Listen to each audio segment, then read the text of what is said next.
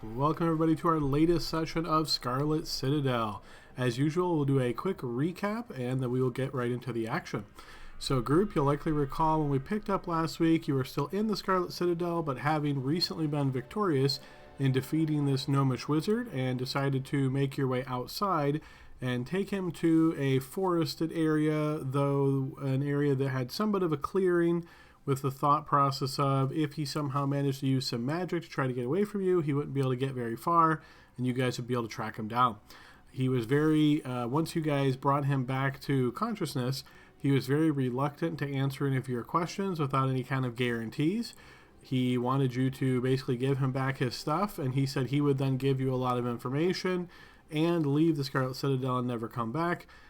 There was some debate amongst the player group about how exactly to treat this encounter, how to proceed with this gnomish wizard, but ultimately it was decided that Elliot would try to use one of his bloodline abilities to dominate this gnomish wizard, and it actually worked. And the gnomish wizard then, under Elliot's control, controlled sort of like a puppet, began to answer truthfully the questions that were posed to him. And the group, you were able to get some decent information out of him, namely the name of somebody who supposedly runs or is in charge of the entire Scarlet Citadel, Gellert the Gruesome. You were also able to determine that there's multiple levels down below in the Scarlet Citadel, which you had already kind of figured, but he told you there was at least 6. He wasn't sure how many for sure. He rattled off the names of some of them, or at least the names that his group uses to refer to these levels, and provided a bit more information in general to you all. The spell unfortunately only lasts a short period of time, so you were only able to get a select amount of info, and upon that being completed, you guys decided to kill this gnomish wizard rather than risk letting him go and worried about him coming back at a later time.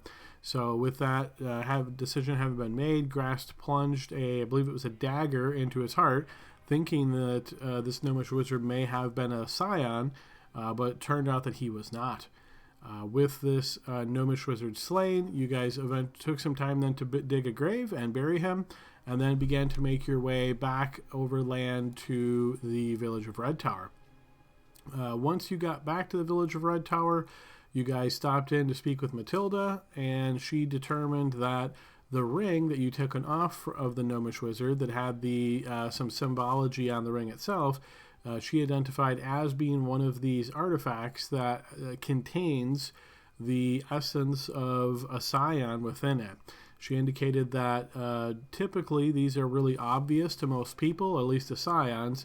When you find one of these objects, you'll know it pretty obviously, but because this was doubling as an arcane focus from the gnomish wizard, she suspected that maybe that shielded it from being detected as such.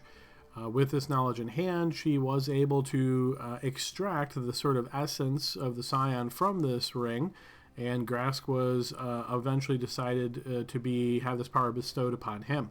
So she infused this power into Grask, and effectively that increased his bloodline score by a small amount. With this completed, you guys again spent some more time with Matilda asking various questions, and got again some more information. Eventually you made your way back to the Cage Tavern and Inn, spent a bit of time there, resting, recuperating, and getting some food in you. Again, doing a lot of talking with one another about making plans for how to proceed. And then did some other stuff around the village of Red Tower, made, just sort of kind of housekeeping type stuff, any kind of thing you needed to buy you picked up, or just catching up maybe with some other folks around the village. With that all complete, you guys decided to make your way back to the Scarlet Citadel, and you originally thought to find the entrance that you had been paraded out of that would lead you back down to the 3rd floor, with the thinking that when you were humiliated and kicked out in that direction, you had spotted a door there that led into, you're not sure what exactly, but you decided maybe go that way instead of trying to just go right towards the well-fortified Trollkin. And unfortunately, your group was unable to retrace their steps and find that secret entrance back into that area. You recalled that when you left that the first time, you kind of looked around, noticed the area, but you were so frazzled and exhausted from your encounter, the ordeal of being prisoners to the Trollkin for an extended period of time, that by the time you got out, you were just so happy to be out and got away to the river and then followed that back to the village of Red Tower, that finding it again, the entrance was very difficult. So you guys decided to give up on that effort as it was taking too long and decided instead to head back into the entrance that you know. So you came in through the main entrance and started making your way through the first level of the Scarlet Citadel, made your way down to the second level, and once you got to the second level, you came down the spiral staircase of the first to the second level.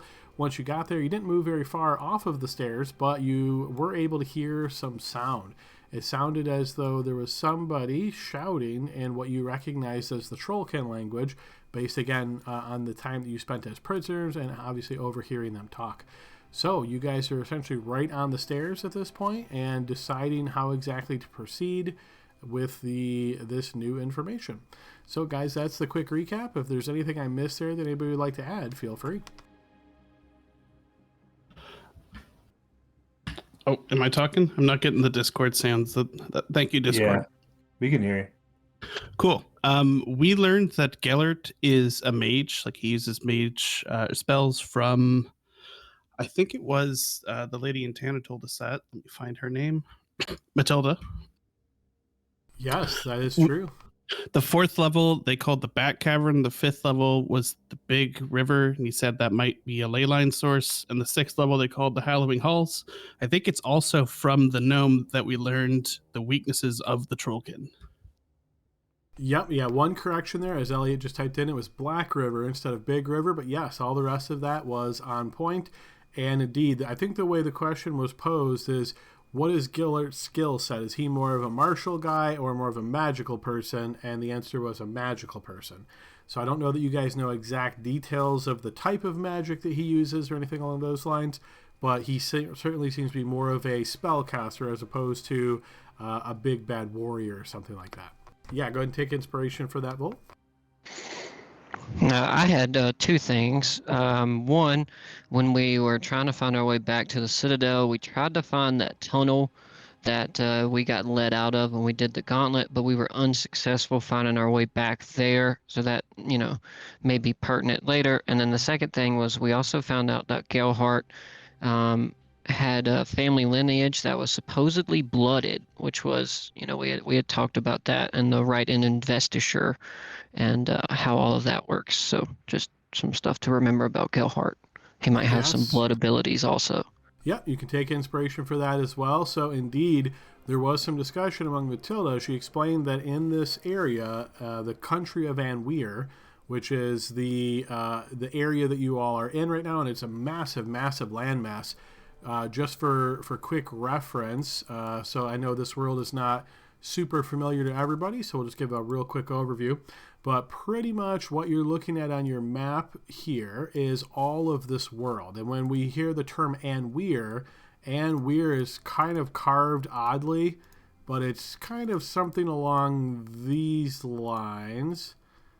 So pretty much everything, if you guys can see that, everything to the southwest of the entire continent, so where I've drawn this purple line, everything southwest or south of that line is considered Anweer. This used to be an entire empire, and all these territories or these countries, domains, broke up and were formed over many, many years, but this used to almost entirely be unified under the banner of Roll. And that was known as the Empire of Anweer. So now this land is known as Anweer. It's not obviously a unified empire any longer, but that is what Matilda was explaining when she said there's really two great lines in Anweer. So if you see how massive this is, and there's only two great bloodlines in that entire area that are known, and that is the bloodline of the Avans of Avenel. So that is this country here. This is where Prince Avan reigns, and then the Boruans are here, and this is the other great bloodline. And Matilda speculated that this Gelhart the Gruesome is potentially a great line that is sort of in the shadows, something that's never really become aware to the public, primarily because most blooded individuals, most scions, tend to become, or I shouldn't say that, but many of the great scions, will say, tend to become rulers of domains because it's one way to enhance their abilities and make use of their abilities to influence their ruling ability. And occasionally some scions don't want anything to do with ruling, and they kind of just live more sheltered lives or become adventurers, maybe like some of you. But the idea of a sort of secret great bloodline is something that is often speculated about. People whisper about it, but never really has amounted to anything. So the fact that Matilda is saying that there is the potential that Geller has his family comes from a great bloodline is very significant in world. So with that little world history added on, yeah, go ahead and take inspiration. Elliot, was there any questions or anything else anybody would like to add to the recap? Just not adding. Can you hear me all right? Yes. Good. And welcome. Thanks. Hey. I would just say that we paid off we figured out our debt is all taken care of. So the potions were worth a lot more than we thought. Yes, excellent. Yep, go ahead and take inspiration for that as well, Hugo. Indeed, you guys ended up selling out the 2 potions of ooze form. The idea here being that you thought, oh, these are just potions, they're probably not worth that much. But in fact, these are incredibly rare potions that your regular sort of spellcasters, alchemists, nobody would have any idea how to make something like this. So it turned out that they were much more valuable. And indeed, just selling those 2 potions cleared your entire debt to the money man. Again, not adding to the recap, but I really like this new map. So you guys have seen this maybe once or twice, but this is the overworld map, so we don't visit it too often. Obviously, most of our campaign takes place directly in the Scarlet Citadel and directly here in this province. So, but it helps to understand maybe some of the scope every now and again of how big this world really is.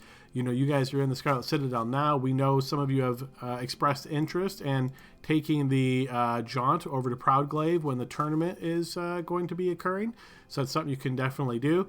But yeah, to give you a rough idea of how large this world is and how detailed it is, it helps to have that kind of scope every now and again. Is the water in this world brown, or they just drew the map like this? It's just an artistic choice for the map maker. It's all brown. All right, with that, sand. with that complete, yeah, let's go ahead and get ours back over to where the group is.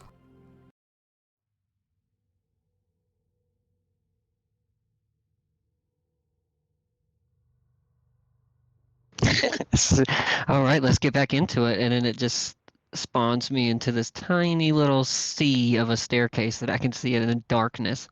This is thrilling. Yes, and if you guys will recall, you did set the trap off already. So I forget who it was. I think it was Hugo. Came down, triggered the trap, passed the grates, made sure it was safe. Then he heard the sounds of the creatures, the Trollkin speak, and decided to come back up and let the team know. So the trap is not going to hurt you at the moment. You guys know it resets after a period of time. But yeah, this is where you find yourself. Maybe we should try to go directly across into that room.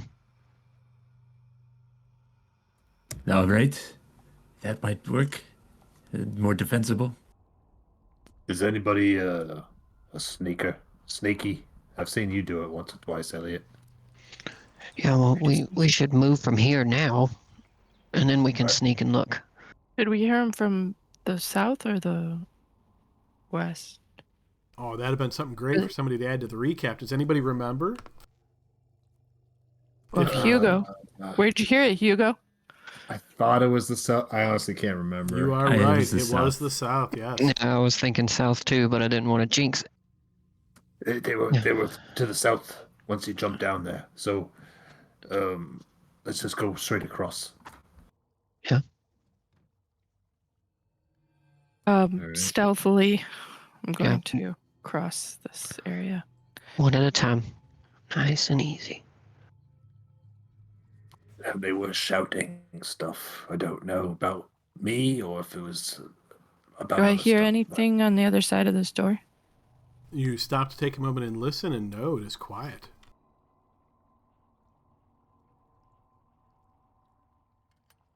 All right, Sebastian, across the hall. Yes, is this okay? Quietly, don't fall or nothing. Renaud will give the thumbs up to everyone back in the stairwell, letting them know it's all good in here. Does Renaud say thumbs up when he gives thumbs ups? Yes, he does. He literally says it out. Thumbs up. We are good. All right, Krask, you go. I'll go last.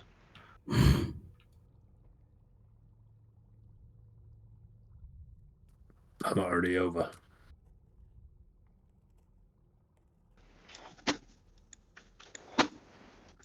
And as quietly as I can, I'll make my way across as well. I'm gonna shut the doors like a quiet shut, Adam, not like slam it, but I'm gonna try to pull it back close. Okay. Is there was a lock on it. Is the lock on this side? It is, yes. Do I think I could relock it? You think you could? Yeah, looks pretty simple. All right, I will. Does it look like it'll make a lot of noise if I do it, though? No. Okay, yeah, I'll lock it. Okay, door is locked. We should check this room for files. If we find any, we can fill them in the vats. Oh, I thought you said files, but now I get it. You mean we could fill up some acid? Like vials. I gotcha. Well, the only vial I have is this antitoxin, but Did you ever sell those 40 pounds of pee? oh, aren't Nope. they in bag of holding, right? Yep. There must be some in there.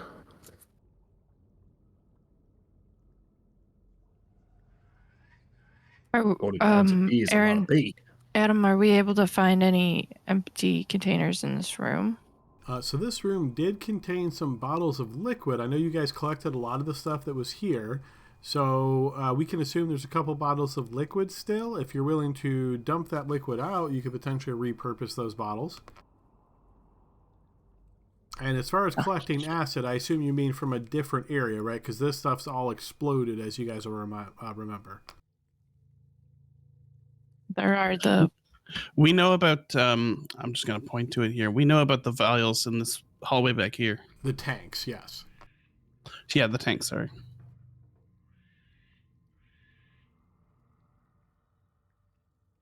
All right, well, I think it might be kind of risky to dump out something that we don't know what it is. yeah, is there like a cooking pot or anything over here, Adam? There is no cooking pot, no.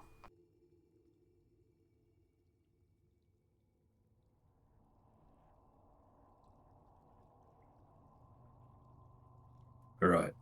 Are we all just going out, or is someone going to scout ahead? I can scout down this hallway. There are some dirty dishes there if you need them. No, no dirty dishes. Do I hear anything on the other side of this door? Meaning you're just taking a quick listen, or you want to actually spend a moment, get your companions to be quiet and listen carefully? Which of those two? The longer one. The longer one. Okay, then throw me a blind check, please. Everybody. It is quiet on the other side of the door, Maggie. Hey guys, I'm gonna check and see if there's anything on the other side of this door.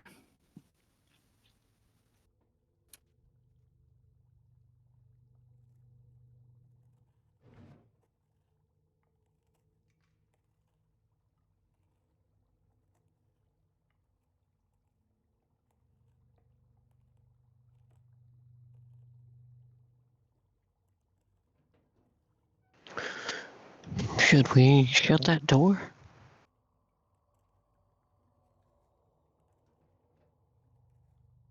We don't want to gather more acid then. If you can do it quickly and quietly, I'd say go for it, but we have to act quick if they're here. Just to be clear, my character is moving stealthily. Okay, go ahead and throw me a blind check for that as well, in case it becomes important.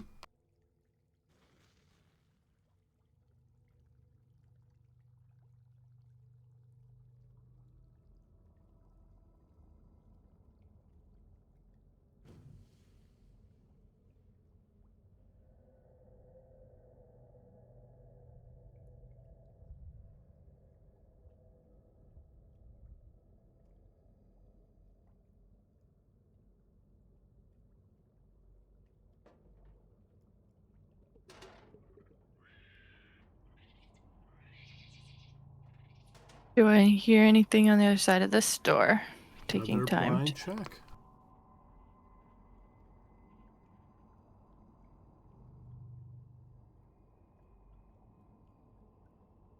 If you guys Yes. can, You hear two voices speaking in sort of like guttural, back and forth Trollkin. You don't speak the language, so you're not sure what they're saying. Does it sound like a casual conversation or urgent or shouty or... It sounds shouty, but you know that. Oh, I'm sorry. Actually, you didn't spend any time with the Trollkin, so yeah, I would say it sounds shouty. Do I hear any movement of any sort of equipment or metal on metal or anything like that? On occasion, you do. Yeah, it sounds almost like something clanging or maybe something being hit. Okay.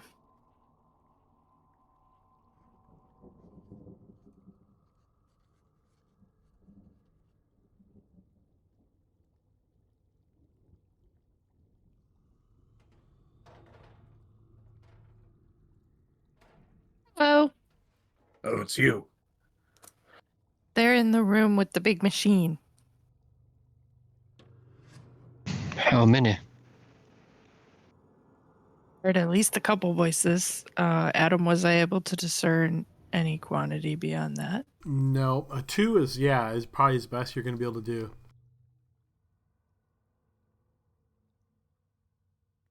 I'm happy to try to open the door, but that room, it's the passageways are kind of small, so if they're right in front of the door, there's going to be no sneaking in. We can maybe still surprise them. Bust open the door. Well, wasn't there 2 doors to get in that room?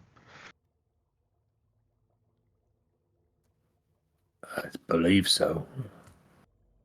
Yeah, like you mean if we go the other direction? Over Yeah, I here? remember. Like the library. If we wrapped around where that time machine thing was, didn't that connect? Somehow. Well, we can either take a direct approach or we could, try to sneak around and get the best of them. But if they're in that room, that means they may be close to that big hole, though. We don't want to have them spoken or sharing anything with their friends. I think the closer we are when they figure out we're there, the better, honestly. We don't want any runners. I'd like to try sneaking around from the other direction and seeing how close I can get. But Well, we know this area is secure. What if we tried to draw them back here?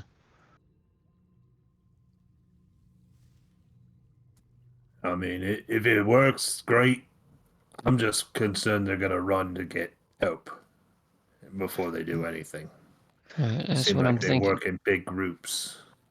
But this is the farthest west you can go on this level, so they'd have to run all the way to the other side to get help. So I feel like if we draw them this way, we may have the best chance. well, before we do that, let's just double check the other direction and maybe we can have someone there to notify us if they're going the other way. All right. I mean, if you want Doesn't to have check it to. out real quick, make Yeah. sure if you get into trouble, you run back, though. No problem. I run like the wind.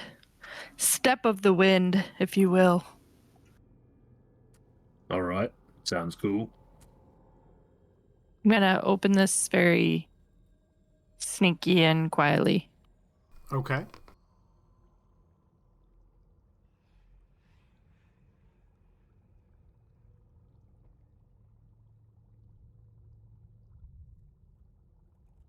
I guess I'll.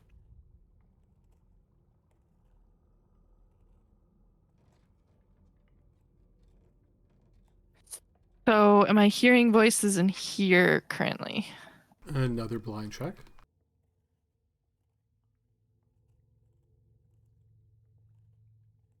No, you are not. Well, that's a good sign. Maybe there's not as many of them.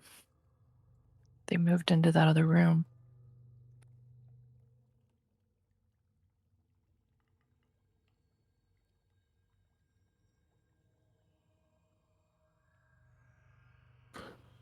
Did you guys get the acid? I don't think we have anything to scoop it with, but we've got fire. That works too. All right. All right, Mei, as you turn this corner, you spot a creature looking right in your direction. This trollkin seems to be on guard watching. You also notice past him there are two additional trollkin that you can see are right next to this door here with weapons raised as though they're waiting for somebody to come through the door. Right when you step out from this area and see that you're basically staring right at this opponent, he's staring right at you. He gives this and like points his weapon at you, and you notice the ones behind begin to move.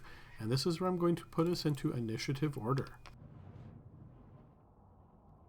I have a quick question. Because my memory is failing me. Am I recognizing this room as being the room with the machine in it? When you say the machine, do you mean the time machine? No. I mean the one that we didn't know what it did, that the alchemist ran into that room. That is exactly correct, yes. Okay. All right. Okay, so I got those people. And those people. Now, guys that are not in the room, because there's some doors closed between you, you're not going to hear anything at this point. I'm going to call this a surprise for you all because you're not really sure what is going on at the moment. Let me go ahead and kick on some more up-tempo music. Just be fair. Libby talked to me about this. She wants to do this kind of stuff. All right, so I like the PSA there. She I likes just making said- characters. I'm just fast. That's all. All right, so what you're going to notice here, Mei, is stepping past the trollkin is a familiar-looking creature, a lich hound. And as it races past the trollkin looking towards you, it is going to leap forward, attempting to bite you. And I will need a defensive roll, please.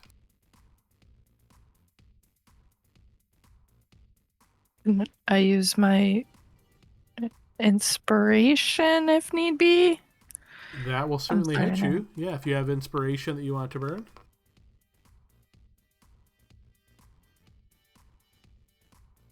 Okay, the creature jumps by and its jaws smack down nearby you, but do not connect.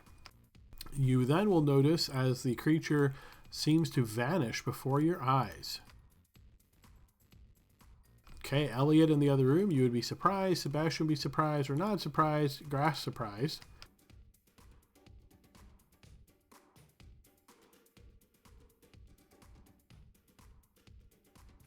This one is going to dash.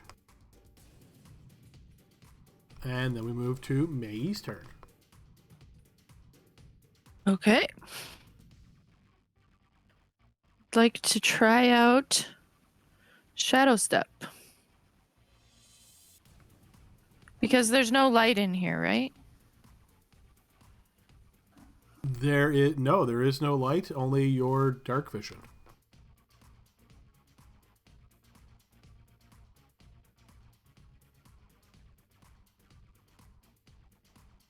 All right, so Shadow Step. Okay, perfect. Sorry, it took me a minute to remember how to do it. No worries. Okay, that'll work. Where would you like to teleport to that you can see?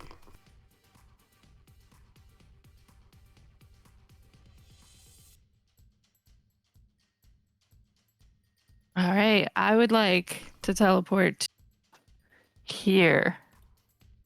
You can certainly see there. Yeah, go ahead.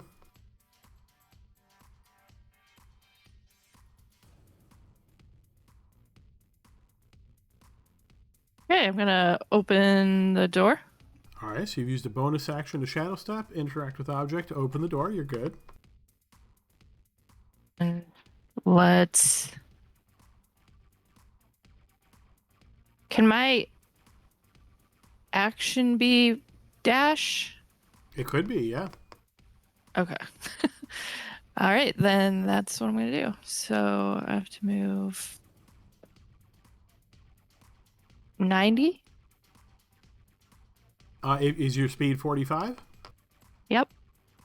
Okay, so as you step through that doorway, I'm assuming your intention is trying not to get close to that opponent?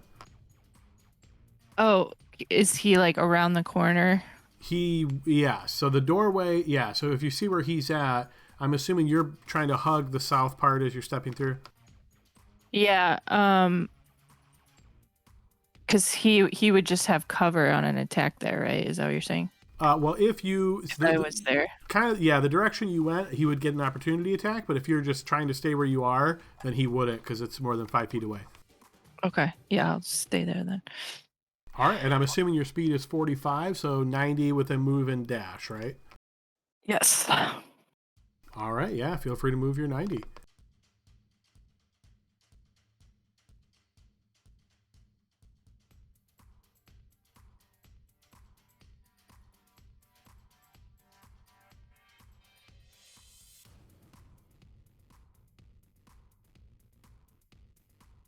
I got you measured at you can get to the stairs with 90.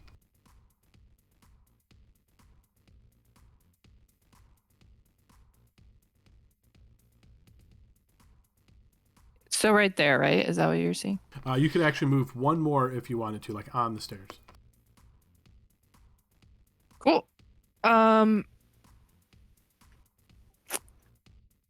am going to yell through the door as best I can, like, coming in from the south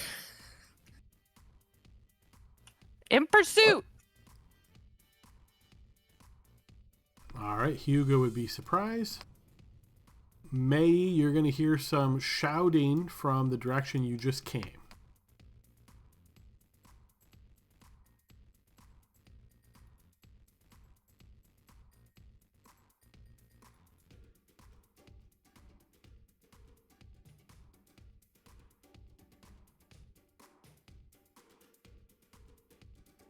All right, we'll move to Elliot's turn. Is she close enough for me to be able to hear that? Yes. Okay. I'm gonna look at Hugo and say, should I open the door? Open it up. I think the element of surprise is gone. Let's kill these things. Oh, they're chasing her back, so maybe if we spread out in here. I'm gonna move back to this corner and draw my dagger at him, and I'm gonna hold a green flame attack. Can I do that? Or is it an ready a attack? spell. Ready a that specific cantrip though? Yeah, you can. Okay, yeah. So I'll ready a green flame attack. If I see a troll or just how about an enemy cross into my in front of me here? Okay, yeah, that'll work. All right, Sebastian has his bow ready. He is going to step back to here, sort of watching both doors. Renaud. Renaud is going to check the range on one of his spells. He looks through his book. Okay, 60. Then he just, and then he gets his tape measure out. Okay, yep. All right.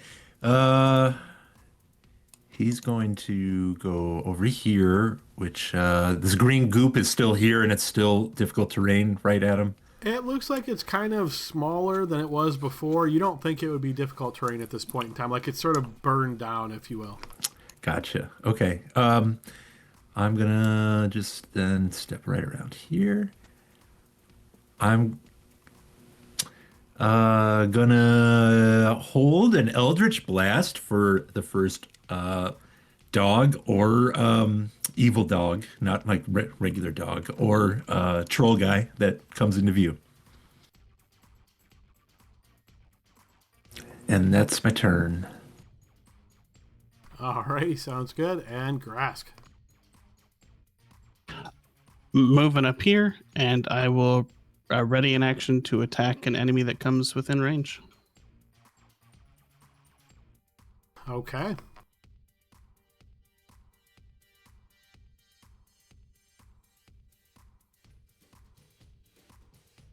Okay, Mei, your turn.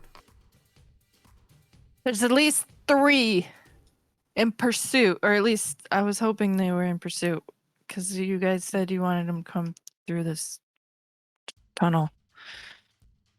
That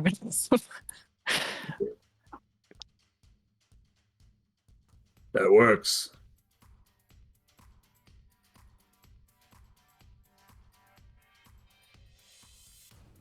Should Sebastian and I watch the other door? Is it unlocked? I didn't lock it behind myself.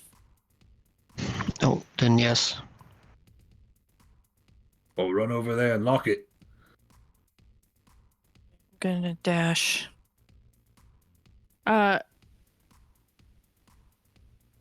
Seeing Renaud standing in this stuff, is he experiencing any ill effects? No, it looks like this green chemical liquid type material that you spotted before. When it first came out and the explosion a while back, it was kind of like maybe 6 inches high off the ground. And it looks like over time it's just kind of boiled down or burned down, and it's just kind of green stained at this point. Okay.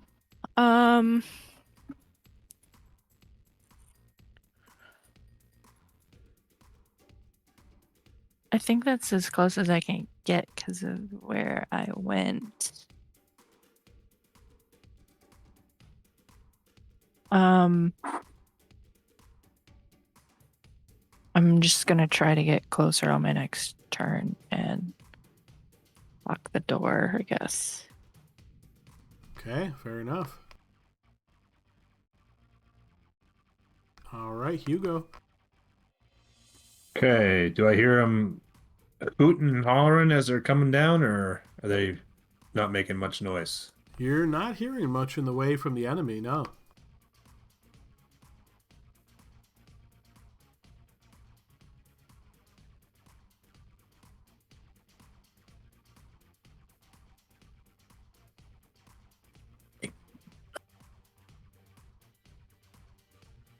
I'm gonna move up a little bit, and I'm going to ready a firebolt if I see an enemy. Okay. And I look around at everyone and go, "What's the plan? Do we stay in here and wait for them?" And as you ponder that, as we did a full round, I'm going to go ahead and end combat as you do not see them coming down the hallway. Yeah, they're running to get their friends. We need to leave. That didn't go well. Complete my initial objective of locking this door. This is what I'm saying. They want to get out of. They want to run away and get all their friends every time they see us now. So we got to stop them from doing that. Either that or they're guarding that machine. Maybe it's extremely valuable to them. I don't think so. I mean, Eh, I think they're getting reinforcements. It's easier for them to run to their friends than it is to guard a machine they know nothing about, supposedly. I mean, they didn't seem too smart. Adam, is this door that I'm at lockable? It is not. Okay. Does it open in or out? It opens away from you. Okay. Then I'll just shut it for now. Let us, before they run back with all of their friends, let's look at the that room with the equipment in it and see if we can determine what they were doing, if anything. I think we should go. I think we should get out and then loop around to that extra hatch we found that skips to the 3rd level. If they're coming up this way, maybe we can slip behind them and take a few out on their level. I side with Elliot. All right, let's go. No sense arguing. Let's go. Shut All that right, door, I'm gonna May. Let's go.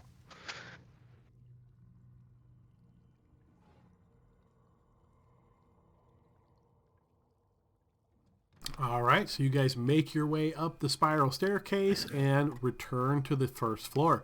So it sounds like your goal is to exit out of the Scarlet Citadel the normal way and then find your way to the entrance that you know is a little distance away that leads down to the 3rd floor. Yeah, that one with the staircase, that's not very reliable. Okay, gotcha. All right, so as you guys are exiting, I'm not going to make you walk the full map, but I will ask for a volunteer to roll a die. Who would like to take the honors? I'll do it. Please roll me a d6. You don't want a 1. All right, you make it out of the Scarlet Citadel the typical way that you've done previously. It is always unnerving here, and as you're making your way back, you feel like a strange, almost like maybe a cold breath on the back of your neck, but you're not sure if that's just some kind of ambient effect of this area. You quickly get out of there and make your way outside, and then start heading towards that other entrance that you know is a distance away from the Scarlet Citadel. So it's going to take you probably 10 minutes to make the march up there and find that entrance. I thought it was much closer than that. Nope. So essentially, if you think of where the Scarlet Citadel is, there's kind of like a hill behind it. So you have to trek up the hill to then find the hatch that goes straight down. Okay, let's pause for a second because it doesn't take them like out of character for just the players here. It doesn't take them 10 minutes to come upstairs, check that floor, and then go back down. Do we still want to go to that hatch, or does that seem like suicide? It just depends. I mean, we don't know what they're doing. I was thinking about that too, because, I mean, they could have a lot of them come up and try to search for us, or they could all go back down to that 3rd level. But how's everybody on resources, spells and etc.? I think we're all full. I think we pretty did much. anything. Except Okay. May used Oh. some key. No, I didn't use key for that. Well, do you think we should plan like maybe just a quick attack? If we come in down that hatch, we don't have a quick exit because that staircase is sketchy.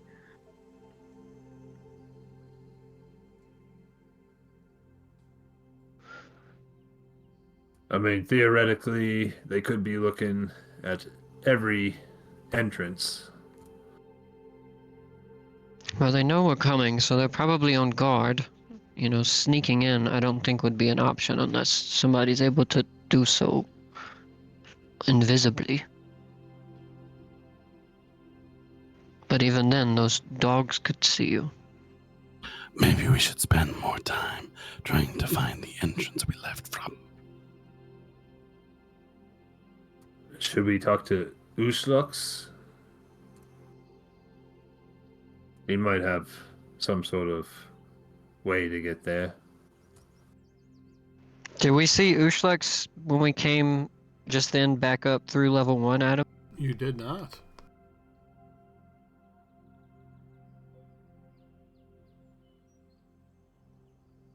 Yeah, he is under no obligation to assist us. I don't know about his relationship with the, level 3 people.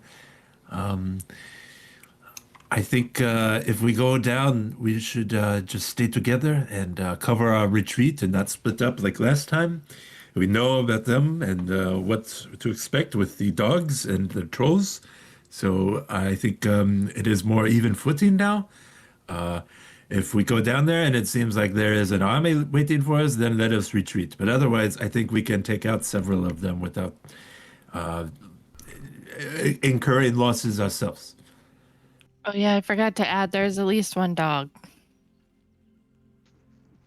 Okay, so should we go back in through, first level, second level, or should we wrap around to this hatch? I'm okay with going in for an attack run and then leaving.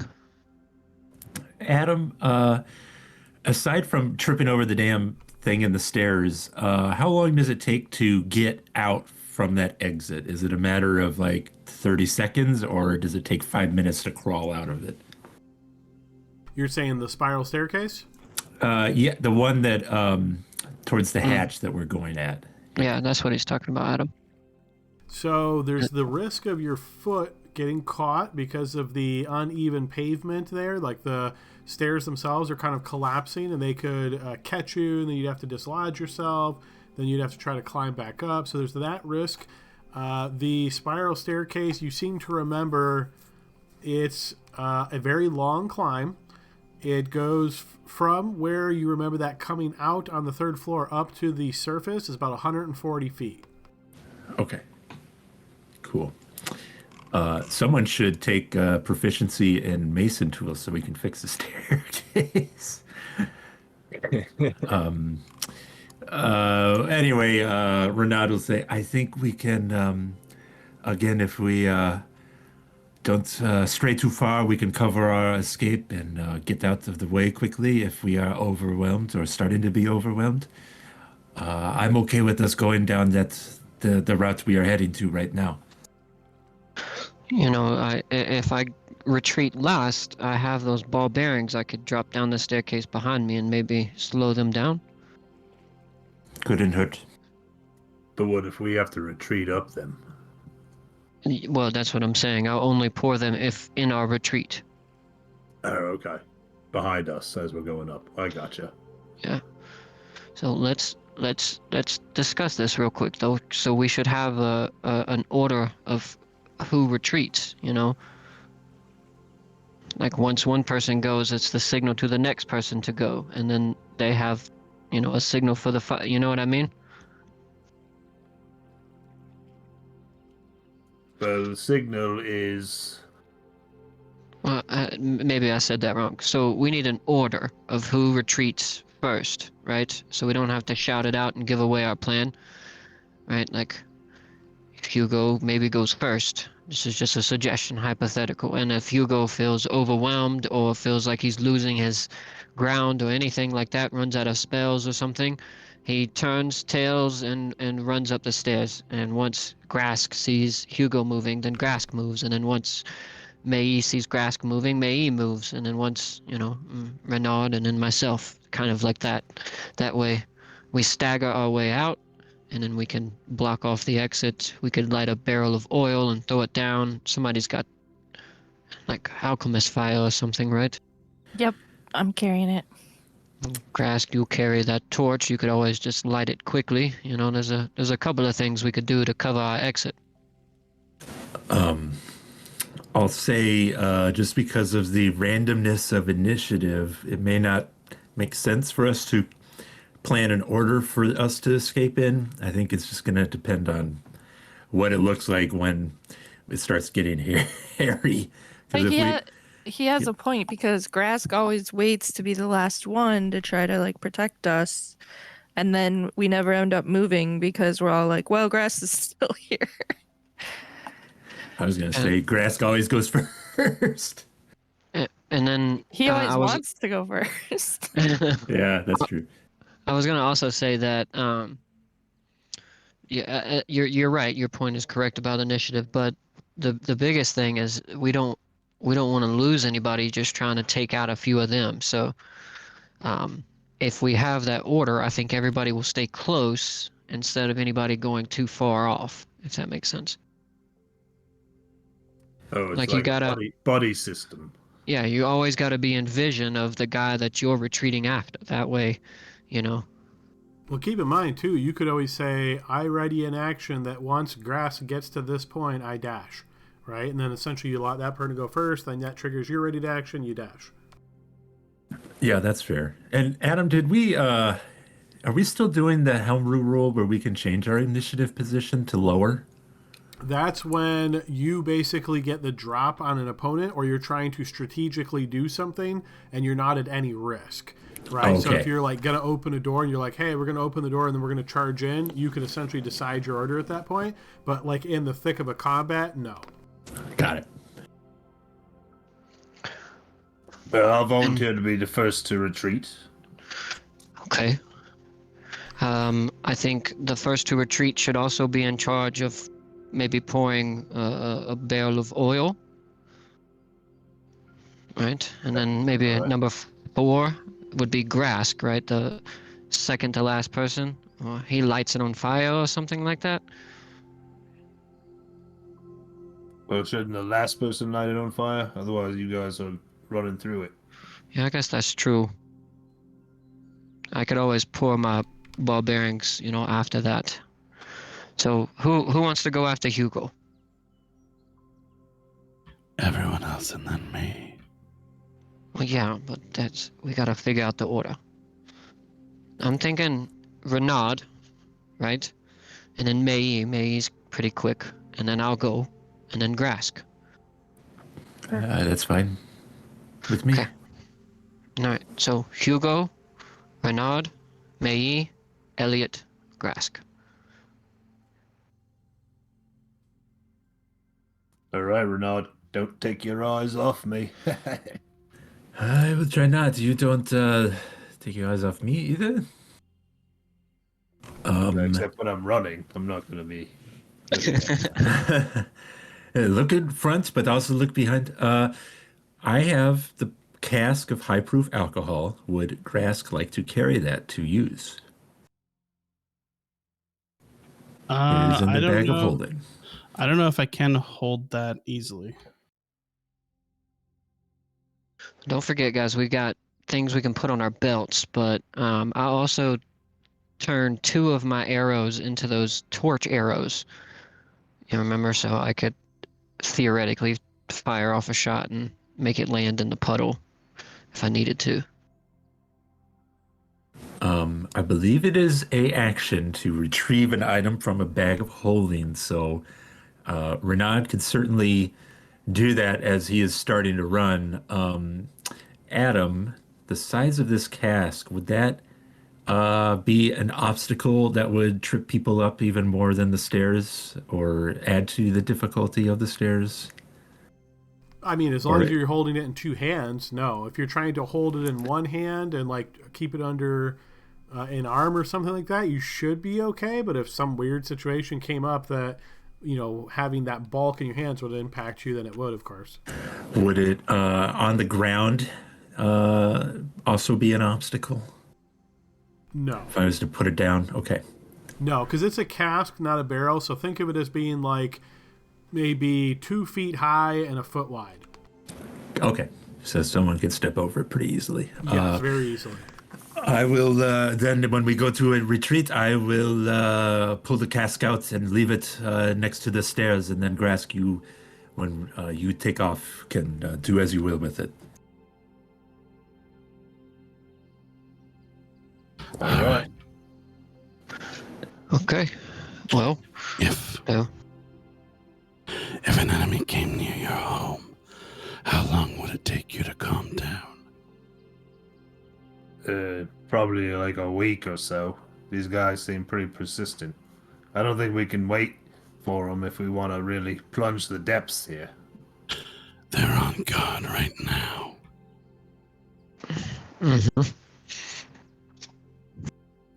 I have alchemist fire and oil if anybody later on wants those.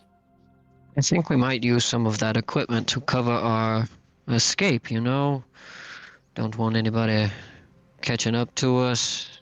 I feel like a few pools of fire would deter that. We'd have to go Yeah. around.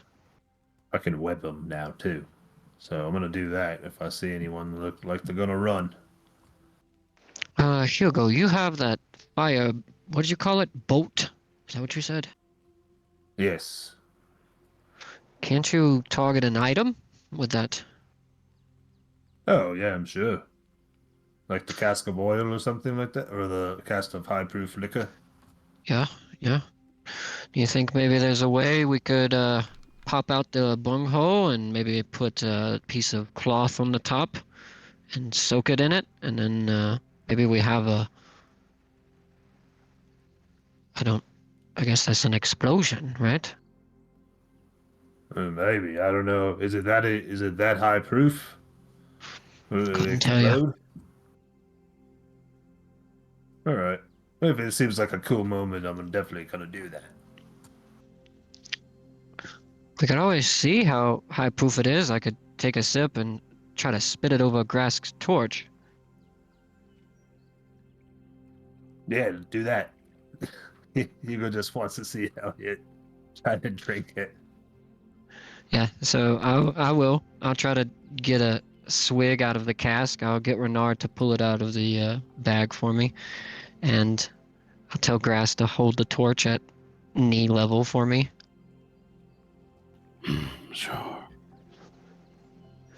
I'm assuming Does that it was a light on spit fire? sound effect. Yeah, I don't.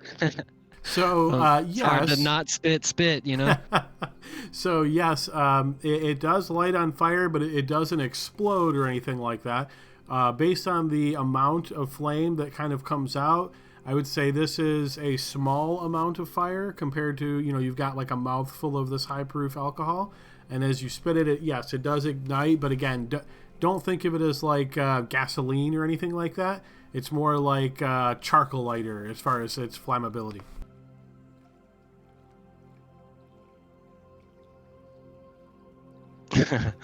All right. I think coating the scares is probably the best bet then. Yeah. Yep, I think so. It tastes good, though. We'll have to order some to drink when we get back. I thought it tasted like lighter fluid myself, but if you like it. You'll have to take a sip, May. This'll put spines on your back. I guess. You already have hair on your chest. Right? You're a hedgehog. They're fur, right? Yeah, I got spines too. Yeah. Maybe we You should all drink do alcohol? a quick drink before we go to our certain doom. Sounds good. Take a quick shot.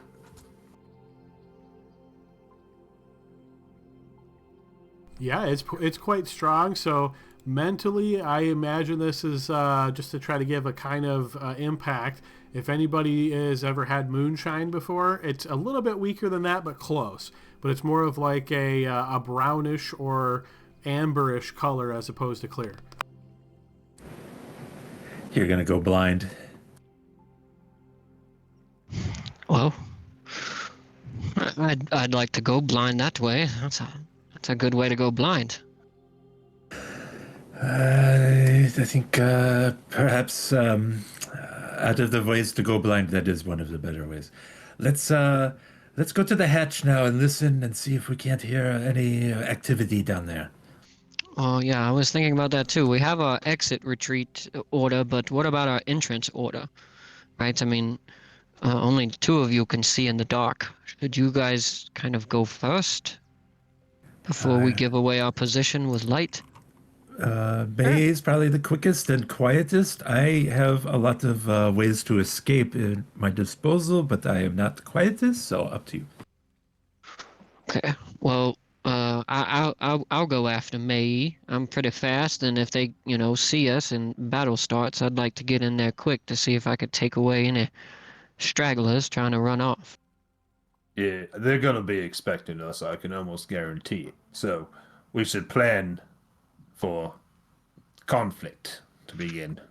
Yeah, for sure. And I think Grask, you should follow me, and then have the two spellcasters there in the back. I still think we should wait before going. How long? If they went to get reinforcements, reinforcements, then they all have weapon in hand right now. But how long do you want to wait? How long do you think we should? Well, I think they're going to be ready for us whether we wait an hour or 5 hours, to be honest with you, Grask. But what would make you feel more comfortable? How long does your tribe wait if you're being invaded? I mean, are you on guard a full day, you know? It would depend who the enemy is.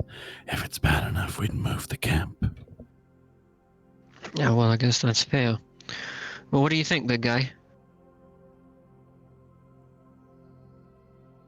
Couple hours? An hour at least. All right. Well, how about we dip off into the woods a little bit so we don't make a bunch of noise around the hatch, and we'll wait an hour. All right. Let's. We'll camp out then by the hatch. Is that what you said, Elliot? Yeah, but like in the woods, 100 feet away or so. All right. Let's go and maybe we can listen a little bit too and see if they are active or not. All right, so you guys make your way the 10-minute walk or so up the hill to the back side of the Scarlet Citadel, or north side of the Scarlet Citadel, I should say, and find that hatch fairly easily, as you've been here a few times before. So after spotting it and not seeing any opponents, you make your way a little distance away, maybe 100 feet or so, into the woods and have eyes on the hatch. And it sounds like you guys are going to relax there for an hour. I don't think anybody spent any resources, so shouldn't be any need for any short rests here, unless anybody has other ideas. Okay, hearing nothing, I'll assume you guys are good with that. And yes, 1 hour has passed, and you see nothing during this time, no activity.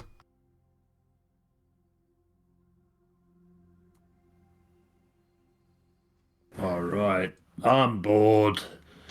This hatch. They should at least put some details on it or something. If you're bored, they may be as well. Let's go. All right. Let's sneak down there. May, Elliot, you are up. All right. I don't know if we were going to start descending, but when we do start descending, Hugo will use his bloodline protection from good and evil on Grask. All right, so I think I heard the plan was 2 of you to start making your way down and the rest wait. I think it's more staggered, Adam, because Mei has dark vision, but I don't. So, what I was thinking was Mei would go a little bit in front, and then Grask and Hugo would follow with their light, and then I would travel at the very end of that light, so in between the group and Mei. I don't know what you guys were thinking, but Sounds good to me. unless somebody has a way I can see in the dark. I can for the steep price of 2 key. I thought May was going to ask for gold to go down into it. I'm not quite sure what that is, key, but you don't have to feel the need to waste it. We're good. We know what we have to do here. We're not going to do too much sneaking, but if we can find out how many people are down there, then we can come in full force. Cool, I'll start peeking first, stealthily. And watch your feet. Remember, these stairs are a little tricky. No one wants to fall, especially now. Maybe I'll use all 4. All right, so again, keeping in mind that this spiral staircase is 140 feet down. Now, obviously, we don't have 140 feet of map available to us in a circular fashion like that. So what I'm going to ask is, as Mei is making her way down, and then Elliot is behind her, first of all, how close is Elliot to Mei? I was thinking like a 30-30-30 kind of thing, or like a. I want to be at least within one, turn's movement to get to Mei, so I'll say 30 feet at him. How much light does a torch shed? 40 feet total, 20 bright and 20 dim. So yeah, I'll be at the end of that light. Then Adam, I don't know how So they're going again, to be following. being that this is a spiral staircase, right? You won't have eyes on somebody if you let them get more than, say, 15 feet in front of you, right? Because you're like kind of wrapping around as you go down. So if you're trying to be at the edge of light, as soon as somebody's like 20 feet away from you, you're not going to see them. You might see part of their light depending on where they are, but you're certainly not going to see them. Okay, thank you for the clarification. So what about like 15 feet, everybody? 15, 15, 15? Yeah, sounds good. I don't think I'd we should say stay at very most. far away from each other. No, yeah, exactly. We know we're going to get into a fight here, so we go in. I just want to have cover of dark, if possible, so I could turn around and come back Yeah. to you and tell you what I see. Yep, that sounds good. We'll let you stay in the dark, and then I'll be right there at the edge of the light. Well, not the edge of it, because they'll be right behind me, but you'll see me. I'll kind of be in the light. All right, so I've heard that Mei, let's assume Mei gets all the way down. Once she gets to the ground floor, Elliot will be 15 feet behind her. Who's going to be then 15 feet behind Elliot? Renaud. Okay, and then 15 feet behind Renaud? But why does the rest of the group need to be staggered if it was just... They don't Yeah. have to be. You don't have to be if you don't want to. Yeah, I don't think they should be staggered. The third group should be All all of us at together. once. And The second group should be all at once, right? yeah, well, I guess I'll be a little bit ahead of you guys. Just Oh, you and me are first and second group. yeah, and then that way, because I'm thinking Elliot's going to go in with the intention of trying to make sure nobody's running off to get anybody. Right. 'cause Okay, that's- so it's me, then 15 feet, and then Elliot, then 15 feet, and the rest of the group. yeah, that's what I'm thinking. Okay, Yep. because this is a very tactical game, of course, I need to know exactly where you're going to be. So we've got Mei, and then 15 feet, Elliot 15 feet, Renaud. Who's after Renaud? Grask. And then who's after Grask? Hugo and then Sebastian, I think.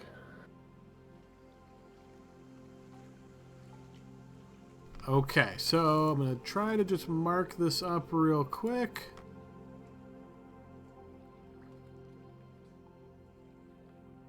Guys, maybe we should go back to Tan and Shop some more this episode.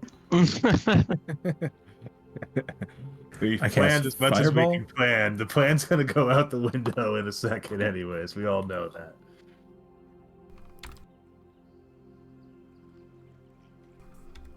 Once an owl bear jumps on our head. Okay, so I think I've got this all set and ready to go. Now, Mei, you're trying to, I presume, move quietly down these stairs as you're in the lead, and you're just trying to move slowly and quietly until you get to the bottom. That's correct.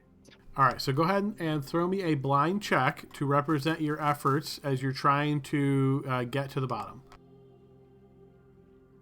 Okay, so I'm going to move us over to the other map, and then give me a moment to explain what's going on here. Okay, so Mei, obviously you are where you appear to be. As soon as you move, that's live movement, you realize you're basically almost at the bottom. One more turn and once you step basically to here, you're going to be able to see down below into the ground. Behind you at a 15-foot mark, I don't have 15 feet of map, so I'm just putting Elliot here, but there's going to be 15 feet between you and Elliot. Then this is the order that everybody else is in over here. So keep that in mind if things get froggy, as they tend to. So Mei. I would now like to pause and listen carefully. Okay, go ahead and throw me a blind check, please.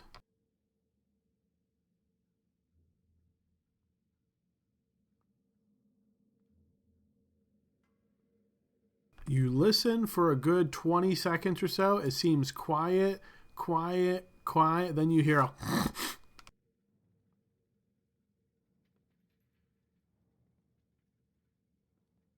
Okay.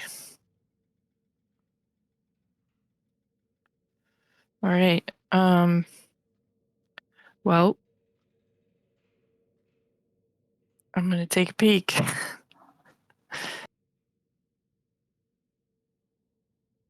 All right, as you step to here, keeping very close to the column wall and peek, you notice a trollkin, and he is currently looking in this direction.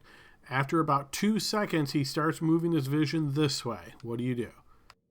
All right. You don't think he spotted you. You step back. You don't hear any kind of sounds that would give you any kind of cause for concern.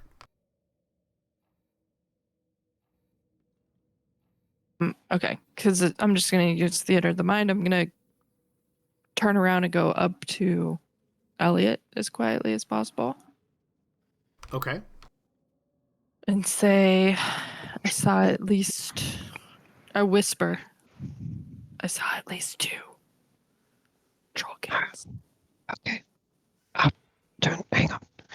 And then I'll turn around and walk up the 15 feet quietly to everybody and say, all right, she sees 2 at least, as I whisper to them. We gotta get better at assessing the It's not bad. They don't have 12 waiting on us. Maybe we should all go at once, nice and quick. 2 is good. Yeah, I can't- I maybe before they yell. I can't see everything. All right. Well, you ready? We should all just go, yeah? Yeah. Let's do it. All right. All right, I'll turn him back around and get closer to me and say, all right, I guess we'll wait for your signal and then we're all going to go in and try to attack them, okay? No signal. Okay, we're just going to go. Hugo is saying we're just going to go. So when you're ready. Okay, I'm gonna go back to where my character currently is and listen again.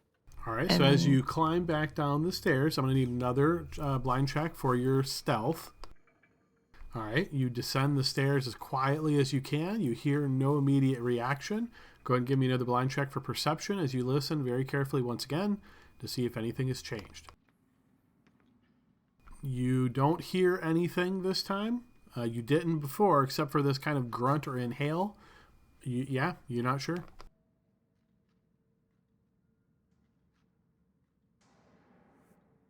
Hopefully quiet.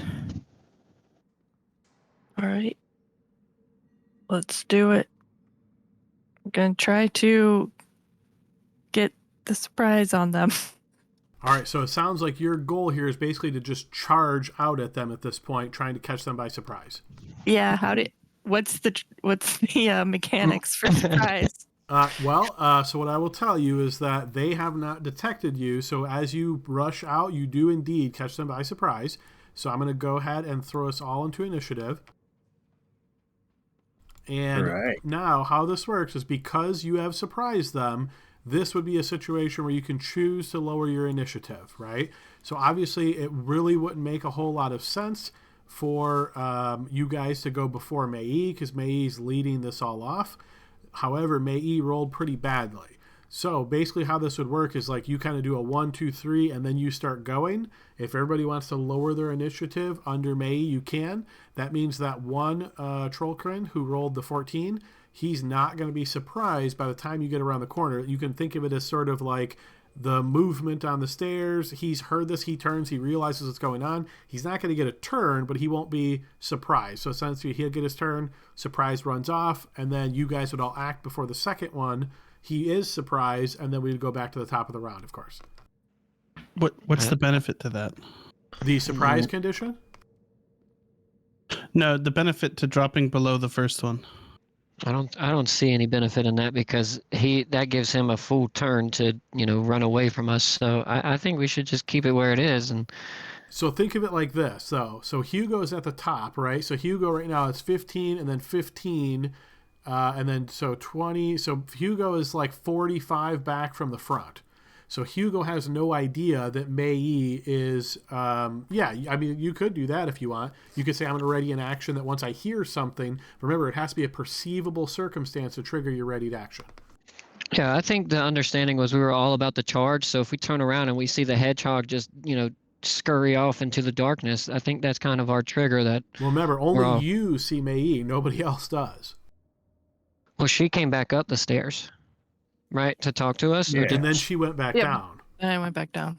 Oh, okay. We were all sort of trying to go back down like a little bit because we were all going to try to rush out at the same time. Yeah, that's what I thought was happening too. Yeah, I didn't hear that May went further down. I thought we were all in a little group there. Sorry about that, Adam. So if you're all trying to get close to the stairs, we can try that. I will need stealth checks from all of you, though, to determine if surprise still holds. That's fine with me. You guys want to roll some checks? Let's do it. Sure. Yeah. Just blind? Yep, blind, please. Mine's at disadvantage, I think, because of my armor. Let me check. Leopold gave me Flash of Genius. Boy, we could sure use him right now, couldn't we? Okay, so if Grask, if yours is at disadvantage, can you confirm that? It's breastplate. I'm Googling it. That does not have stealth disadvantage. I think half breastplate is the one without disadvantage. That might actually be what I have. Let me check here. If you have half plate disadvantage, scale mail disadvantage, breastplate. Okay, not breastplate does not have disadvantage. You're right. Oh, nice. So shockingly, this all comes down to Sebastian. So 2 of you made it and 2 of you failed. So let's see if Sebastian succeeds. Oh, Can I give Sebastian my inspiration? Sure, if you want to. I burned it. Give it to him, Adam. It's All a right, big so situation. Here's this check at advantage. I'll just let you guys know the chances beforehand. He has to get an 11 or higher. Can I say one thing too? If oh, never mind.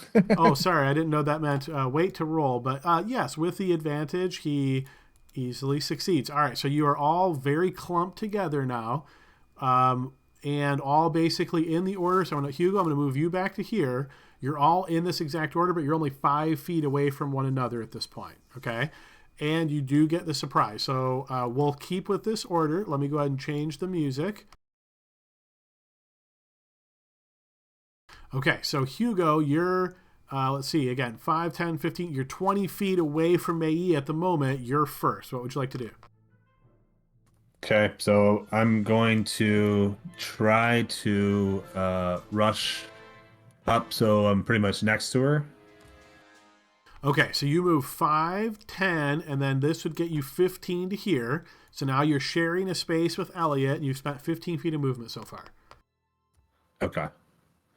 So I can get 1 in front of her, right? Because of That would take you 10 more feet. That'd be 25. You could do that.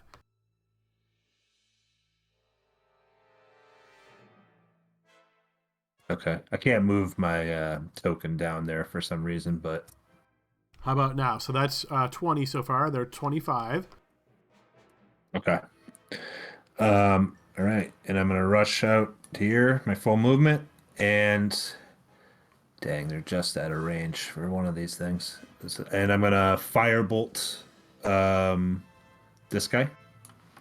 Okay.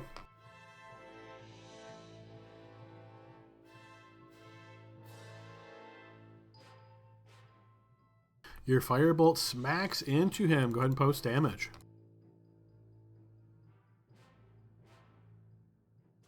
All right, burning him and his skin, and you notice his hide armor gets a bit burnt as well. Okay. And as a bonus action, I will pull him 1 closer to me with telekinetic shove. Oh, I think you mean you will try to pull him. Let's see a spell effect roll.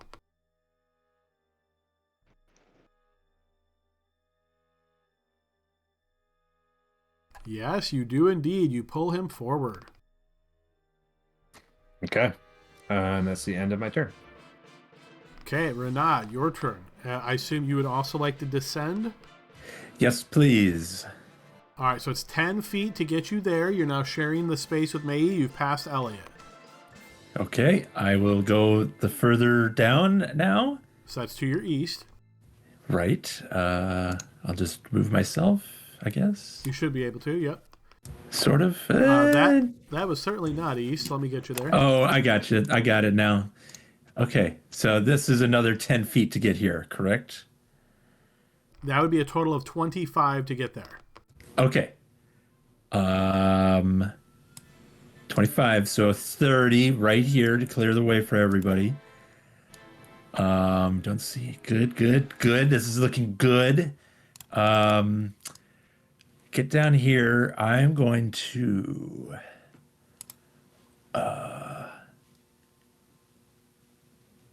boy, it's not like we were talking about this for an hour and I didn't have everything to figure out.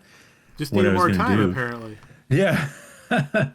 I'm going to cast Eldritch Blast at the one that has been wounded already. Okay. If I can find the... Here we go.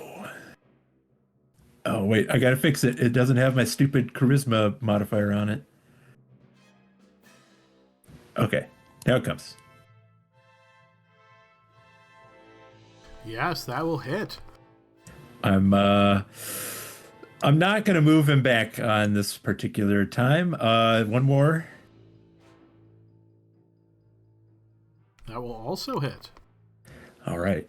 So both of those go into him. Dang, I should have hexed him before I did that. Well, in lieu of that, I'm gonna just hang on to that spell slot, and that'll be the end of Renaud's turn. Okay, Grask also descending. Yep, I've got 40 feet of movement. What does that buy me? So it's 20 feet to there. Okay, so the space with Hugo on it, is that difficult terrain stairs, or is Nope. this bad guy? He's not engaged, so you're good.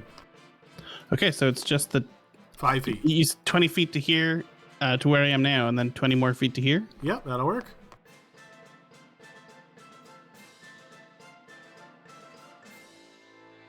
And I'll actually go here. Okay. Okay, I've got my action and my bonus action. So as my bonus action, I will rage.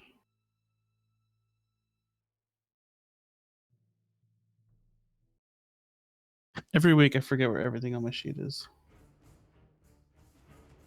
I'm going to do I can't, man, I rearranged my sheet and I can't find anything now.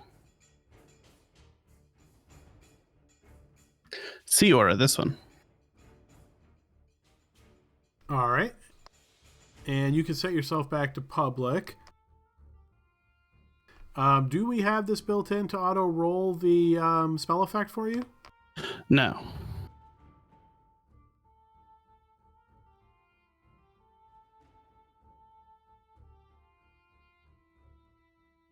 What do I have to do to roll that? Do they roll it? No, it'd be you rolling. Hang on one second.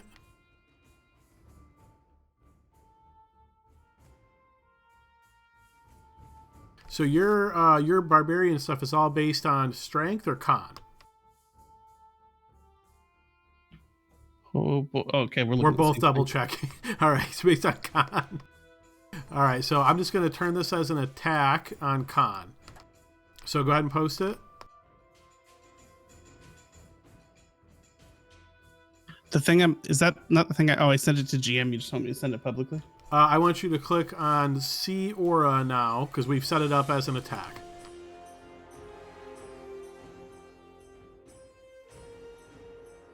All right, so that's an 11 spell effect roll against the first guy, and that's con, so he is going to succeed against that. And then go ahead and post that again. I think it only hits one guy. Oh, only one guy. My bad. Okay. One creature you can see. Yes, you're correct. Okay. But he does take half damage from it. All right, so roll a d6 and we'll apply half of that.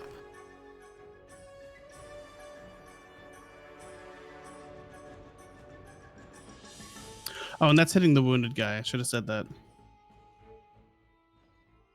Okay, and then I'm going to recklessly attack the wounded guy. Okay.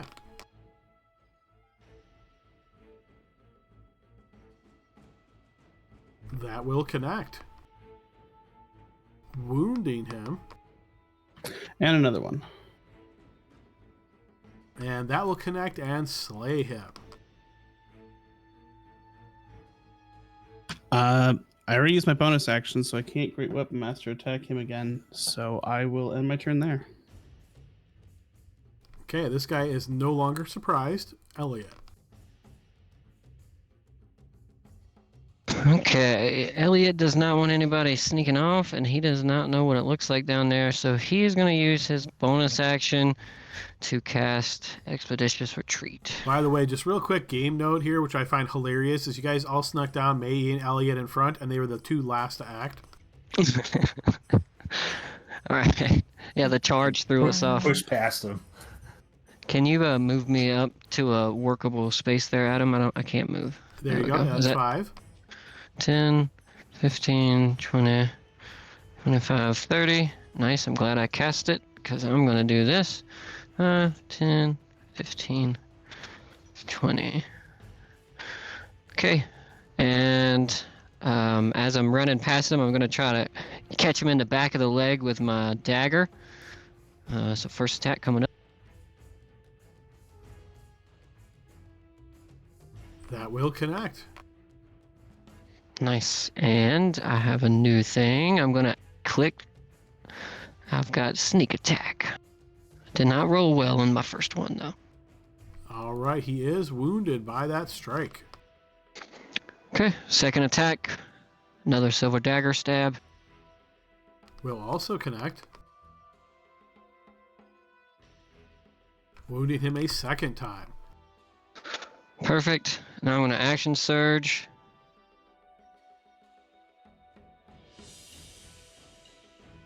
And we're going to go 2 more times. Does the action surge give me back my sneak attack? I don't think it does it? No. That'll hit.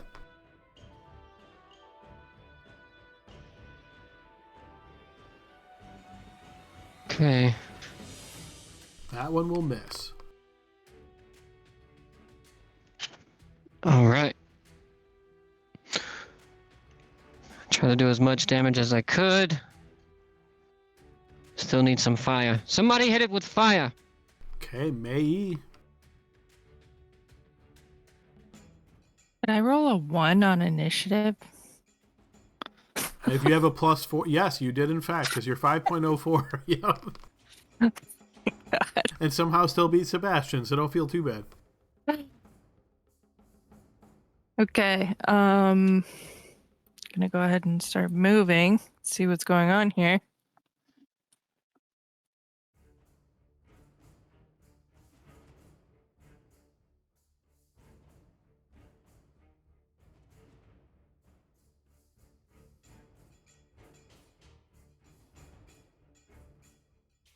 Okay. Gonna start swinging.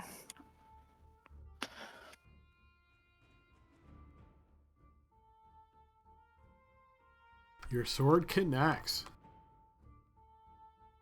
Wounding him. And extra attack. Hitting him again, and he drops to the ground.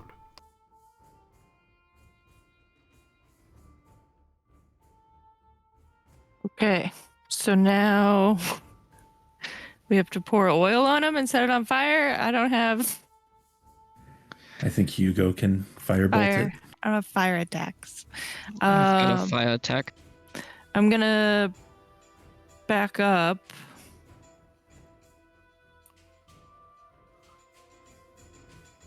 Wait, shoot, I lost track.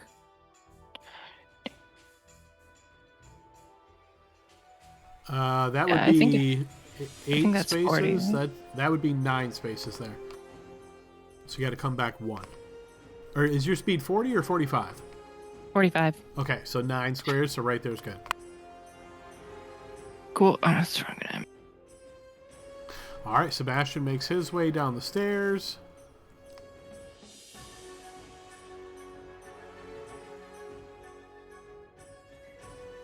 We'll push into the room with a dash. All right, we move to the top of the round. Due to this commotion that is occurring in this room, you don't know exactly what's going on, but maybe something's going on. There might be something going on, everybody. Prepare.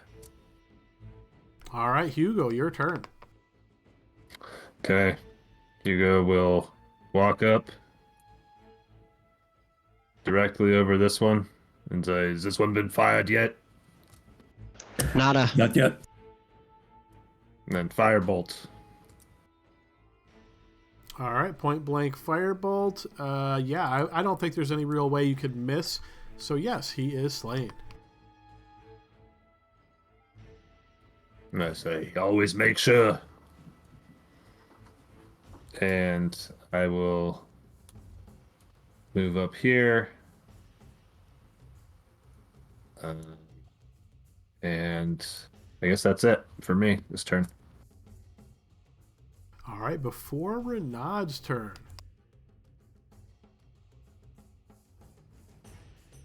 All right, stepping out into the hallway, you recognize one of the trollkin. Looked not like one of the typical warriors. Those of you that spent time here as captives, these individuals seem to serve the function of maybe a priest or a shaman, something along those lines, and were treated with some degree of respect by the rest. As she steps up to here, looking in your direction, seeing what she sees, she's going to cast a spell. All right, let me see if we've got this on Smart AoE. Counter spell, if I can. Okay, what level counter spell would you like to use? It's gonna be a third. All right, you go ahead and burn your third level counter spell. It will indeed cancel the spell. She's then going to shout out very loudly and take a step back. Okay, Grask. Jeez. And he'll move forward.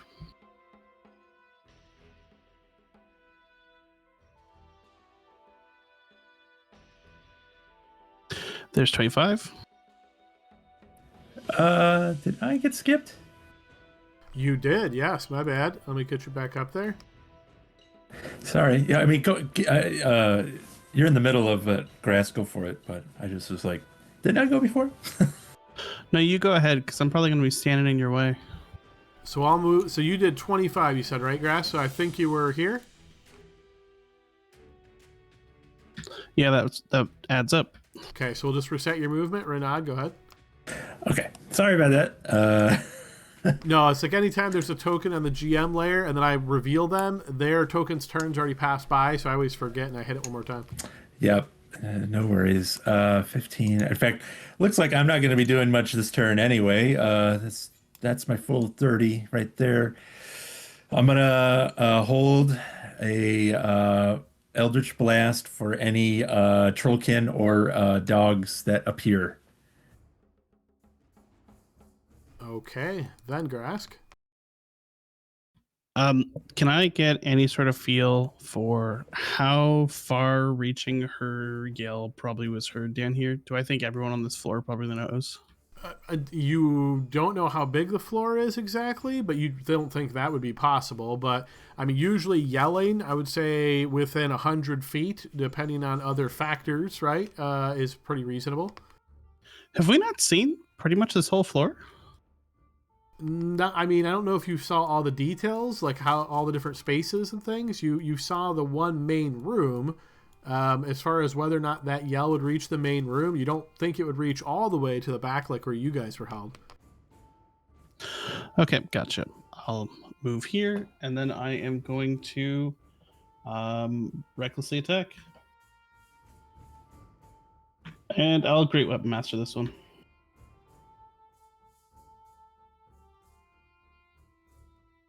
Okay, your axe does indeed connect with her.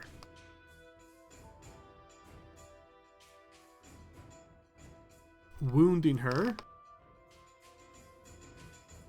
She doesn't have a health bar. Is that on purpose? No, that's because I hit the wrong button. 1 sec.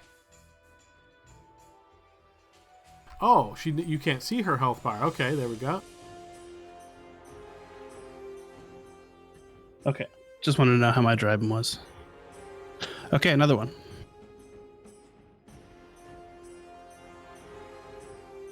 This one is going to miss. Okay, and then I will hit her with the... Let me unclick some stuff. The Storm Aura. Or the Sea Aura.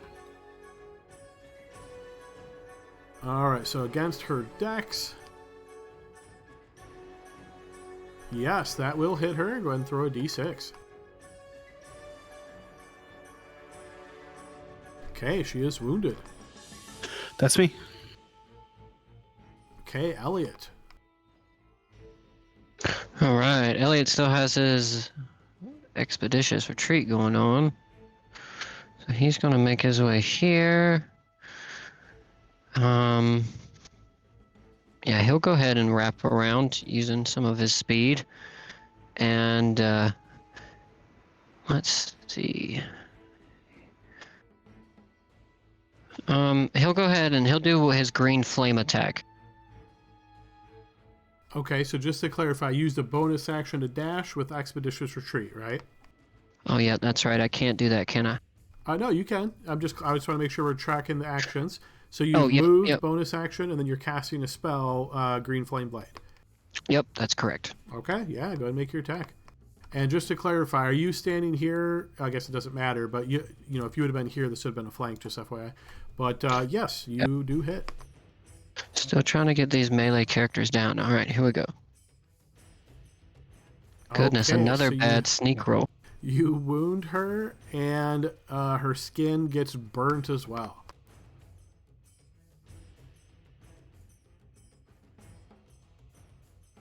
All right, I think that's it. Actually, I'll move to here, and then I think that's it for me. Okay, and then Mei.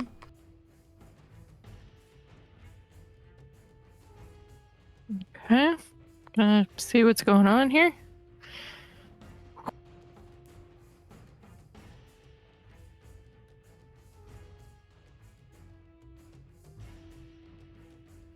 No sign of any dogs yet, huh? Not yet, but who knows? I'm going to start swinging. That will connect. Wounding her as you stab her. And an extra attack. Hitting again. Piercing in her other side. And then let's do unarmed strike.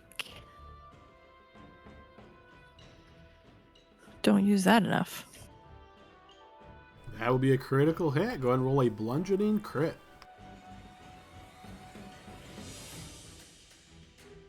Nice. Okay, damage twice. Add them together. Push the creature up to 15 feet away and knock the creature prone. So go ahead and post damage. We'll take both. All right. And would you like to push her up to 15 feet? So 5, 10, or 15, or no push? I'm definitely gonna push her 5.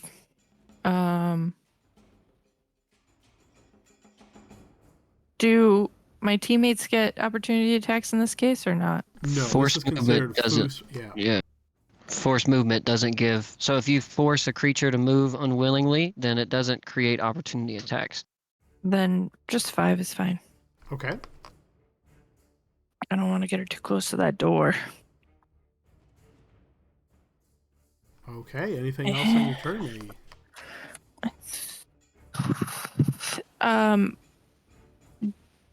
Where is the source of light coming from? Hugo has light at the moment, as does Sebastian. Okay. And Grask, are you holding on to a torch as well? I was before I started attacking. Let me put that out. Elliot has light on his shield, Adam. Oh, okay. Sorry, you're standing right on a GM layer thing, so I can't see your light indicator. Yep. That might be why you see the light there. All right, Sebastian will have to dash to get to there. We move to the top of the round before Hugo's turn.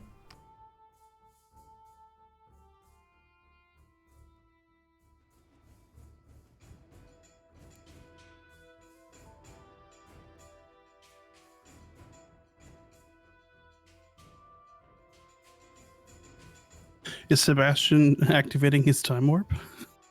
He is not. No, stuff's happening.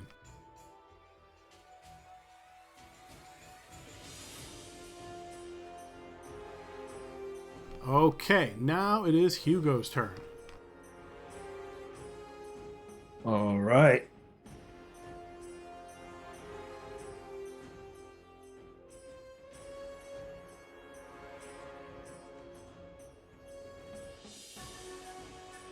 Ooh, and unfortunately, you won't be able to move that square to that square because that cuts through the wall.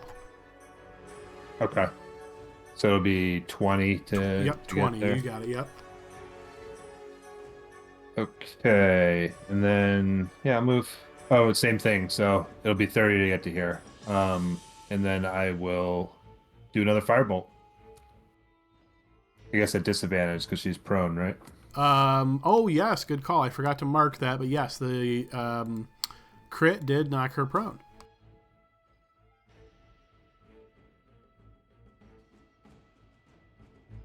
Yes, that will miss. Sorry. And yep, that's gonna do it for me.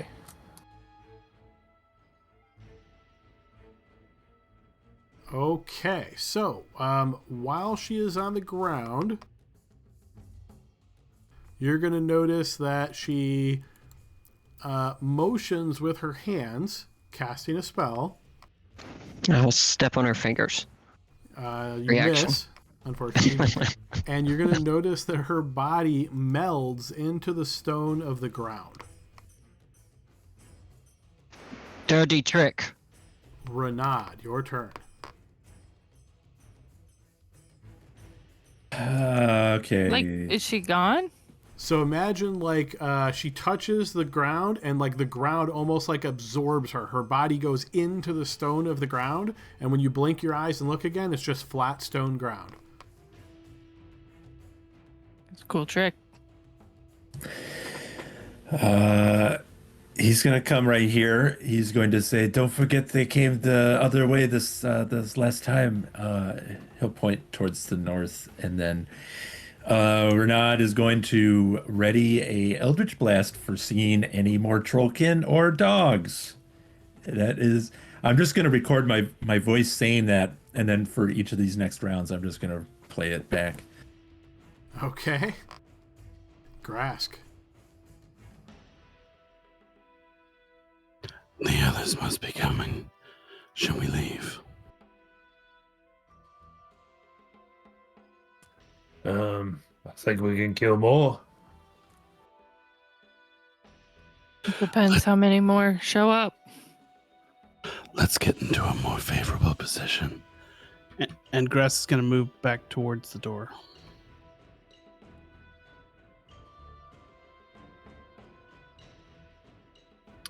$15 and 15.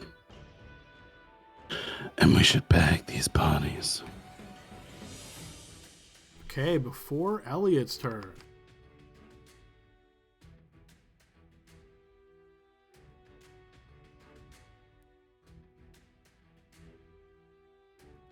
The sound of movement, Renaud, calls your attention to a creature entering from, you guessed it, the northeast. Go ahead and take your ready to action. All right. I don't know if my Eldritch Blast will push them back 10 feet on this, but Based on your angle, no. that's what I thought. Your Eldritch Blast does indeed strike the creature. All right, one more. That one will miss, however. Bummer. Okay. He then rushes forward.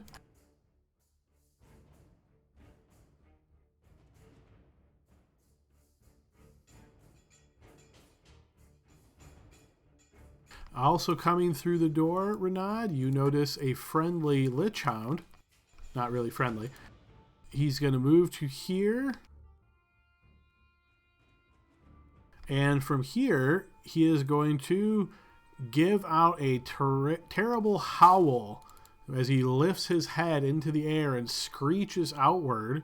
And as all of you are within range of this, I will need everybody to give me a wisdom saving throw. Dang it.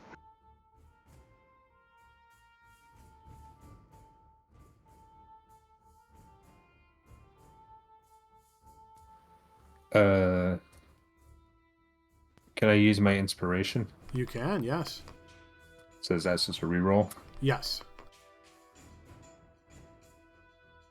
I don't know if this has anything to be done with frighting or being frightened, Adam, but I do have that ability. It does indeed. So yes, you will have advantage and succeed on the save. Hugo will succeed. So Mei and Grass, you will both fail and become frightened of this creature. Quick reminder about frightened: as long as the source of your fear is in line of sight of you, you cannot get closer to it, and you have disadvantage on attack rolls.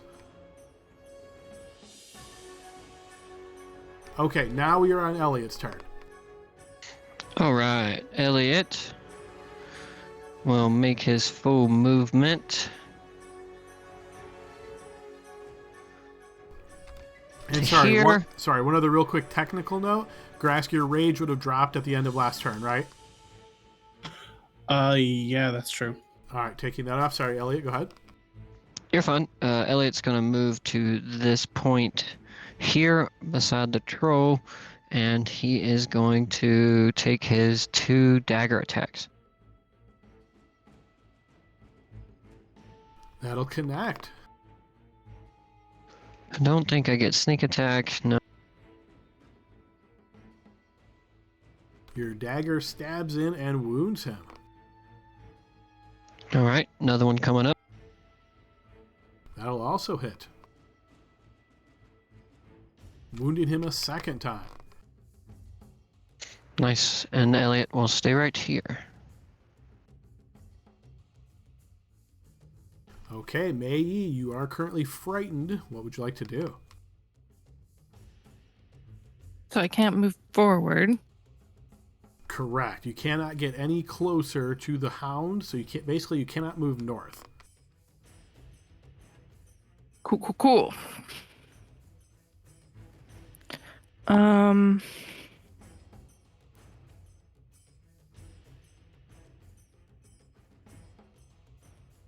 I'm going to throw a dart at this guy. Okay, yeah, go ahead and post that. So 20 foot, that's going to be at the long range, which means this attack's at disadvantage, which means this is a fumble. So give me a ranged fumble, please. Oh, man, you always get the bad ones here, Libby. All right, Constitution saving throw, please. I have a knack for good rolls. Okay, so as you are very scared of this hound up there, you grab a dart nervously at your side and you try to throw it but slip on some of this broken ground at your feet. As you do so, you fall, smacking your head on the ground, suffering 6 points of damage, and you are knocked unconscious for a minute. That figures. All right, Sebastian's turn. He has bow in hand, so he will take a shot. But he is going to miss. He's then try to get into a safer area. All right, as we move to the top of the next round, we're about halfway through our session here, so let's go ahead and pause and take our 15-minute break, folks. Alrighty, we are back on the second half of our session. The group is in the thick of a battle at the moment. Let's put on some different high-tempo music and pick back up where we left off. All right, so we are at the top of the round, and unfortunately, there's actually a creature that is faster than Hugo now. So, Hugo, you're going to notice as a dog-like creature manifests right next to you. And as it does so, exiting from wherever it was, it is then... Yeah, it is then going to attempt to attack you. So I'll need a defensive roll at advantage since you're protected from protection from evil. Good, doggy, good. Yes, you will evade as the creature tries to bite you. Those jaws sort of snap shut, and it is your turn. Okay. I'm gonna slide over this way. Since this already happened to May once, do we know what it takes to wake her back up after she falls unconscious? I would say just because it's such a terrible condition, everybody knows that if you get knocked on the head and knocked out, usually like slapping them around will rouse them, meaning you have to basically deal 1 point of damage to rouse them or cure them. Okay. So Hugo is going to do 1 point of damage to Mei. Okay, so that will be your action. You basically slap down on Mei, and yes, Mei is no longer unconscious, but of course is prone. Okay. As Hugo's bonus action, I want to push away the dog. Okay, sure, Or yeah. Lich Hound. Yeah, give it a shot.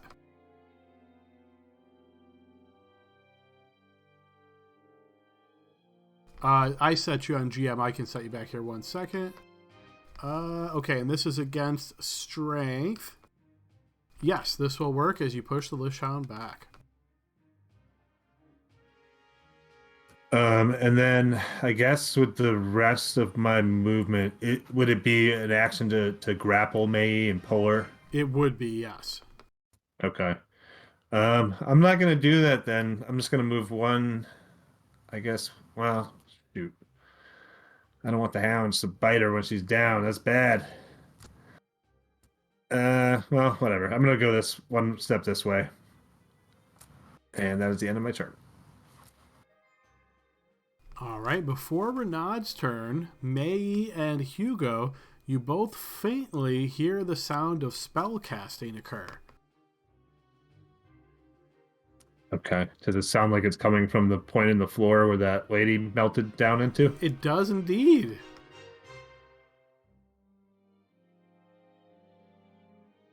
Alright, so I try to cover Mei. All right, and then it is Renaud's turn. We have a target-rich environment now. I like that phrase. That's a good way of saying a lot of enemies. Yeah.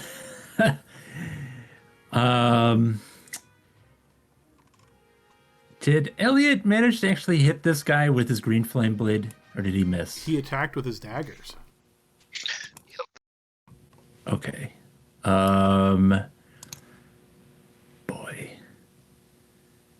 Gonna move here. Going to Eldritch Blast, Lich Boy, right there to the north of me. Okay. If these hit, I'm definitely pushing them back. Okay. Yes, that'll certainly hit. And another. Hits again. Good. Then, oh, I guess I can actually see that one down there now too. Oh well. Bonus action. Everyone looks almost healthy right now, so we'll leave that alone. I'm going to give, because it might actually matter, Mei a single healing light hit die. Let me roll it. For 6 healing for Mei. And I'll Thank just you. move back down here. That's my turn. Okay, Grask. So, quick technical note: Grask should have had protection from evil on him from the stairwell. So we've applied that. So frighten no longer occurs because the Lich Hound is undead and he's protected based on the spell. So, Grask, your turn. I thought that this guy yelled. No, it comes from the Hound. He does the howl. That makes a lot more sense. Okay, I'm going to move up. Here's 10. Can't move through the wall like that, so call that 15. Okay, there's 15. Here's another 5. And I'll move to the flank too for, oh my goodness, it's lagging so bad. Here's another 15. So this is 35. I've got 40 feet, so this is legal. Yep, you're good. And I will swing out at this guy with the great axe. Yes, your great axe chops into him, wounding him. And another. That will also hit, dropping him to the ground.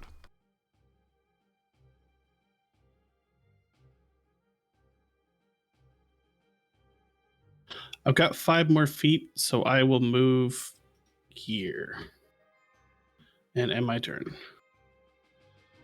Okay, before that guy's turn, Hugo, you're going to notice as another of these Lich Hounds manifests right next to you. It is going to attempt to bite you as it snaps forward. Defense roll, please. And you do have advantage on this. All right, it is going to miss you, but much like you feared, since it has a vulnerable target prone next to it, it is going to take this opportunity to gut rip Mei. So Mei, you realize this creature, I don't know if Mei has seen this before, but essentially as you're prone and difficult to defend yourself, this creature essentially just takes its maw and rips it along your side, gut ripping you for, 30 points of slashing damage, and I will need a Constitution saving throw.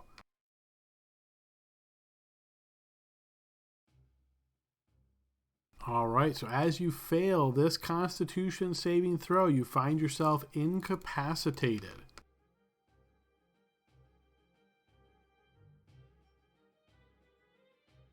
I just want to roll good ones. I know, when the dice are not with you, it makes it really rough. Okay, before Elliot and Grask, you notice this creature before you. His wounds begin to rapidly heal. And as they do, he is going to spend half his movement to stand up.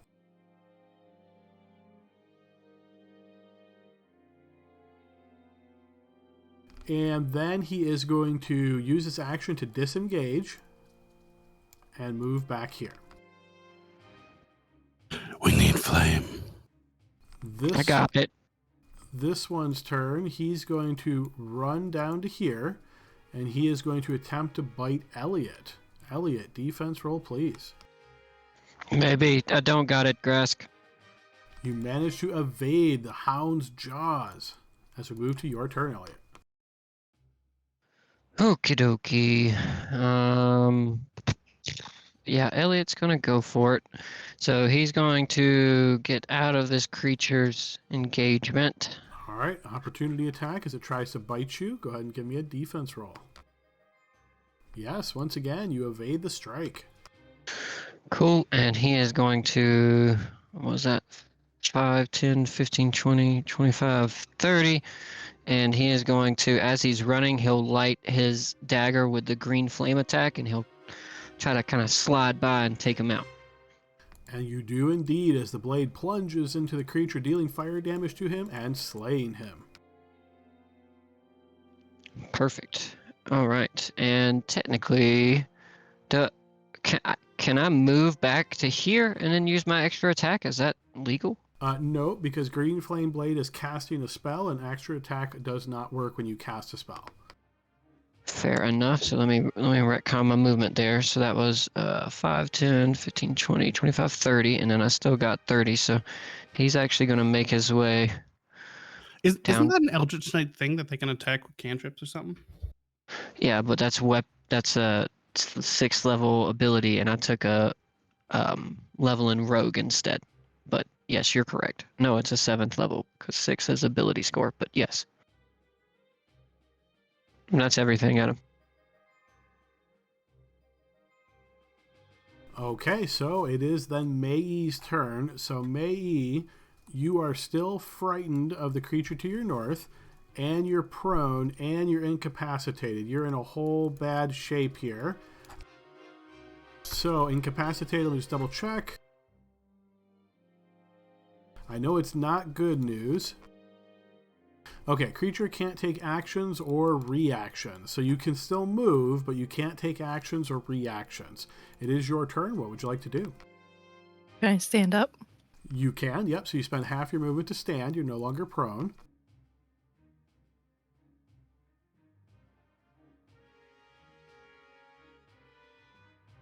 And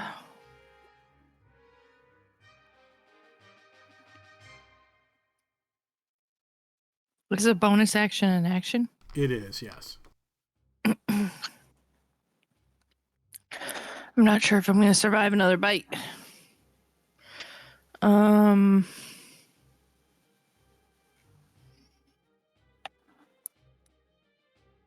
I can't move forward because I'm scared. So I'm going to take one. Actually, I can't see. I can't see the dog up there any longer because of my It's the field of one view. next to Grask at the moment. Oh. It Okay. howled, and then Renaud pushed it back real far with his Eldritch Blast, and it rushed forward. Okay, I'm going to take a step back here and... Will I have the opportunity to roll in the future to try to become incapacitated? It's a great question. I wish I could tell you the answer to that. Okay. That'll do it. So that's the end of your turn. Go ahead and give me a Constitution saving throw, Mei. Yay! I'm sure this one will be a 1 as well. All right, you fail that. Now roll me a D4, please.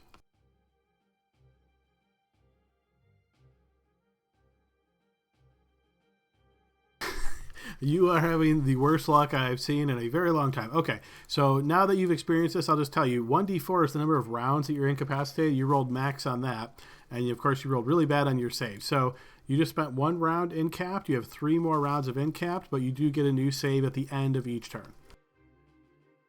Cool. I was like, yay, I rolled the best. I know, and that's just the one time you didn't want to. Yeah, it's one of those nights. The dice do not like you today. Okay. They never like me. It's some people are just cursed with bad luck. I know how that goes. Sebastian is going to slide up, and he will take a shot at the Hound. That will connect. Wounding the creature, however, Grask, you will recognize and recall that the creature is resistant to this damage.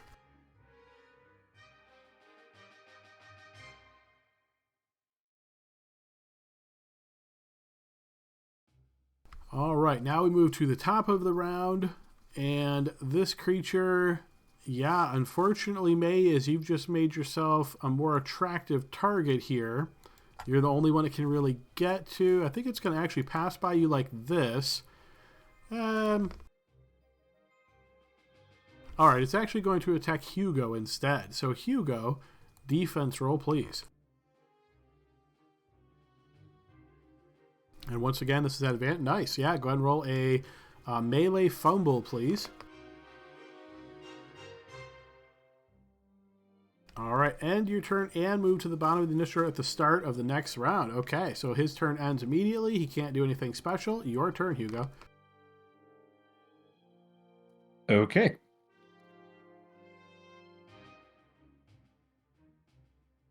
Well,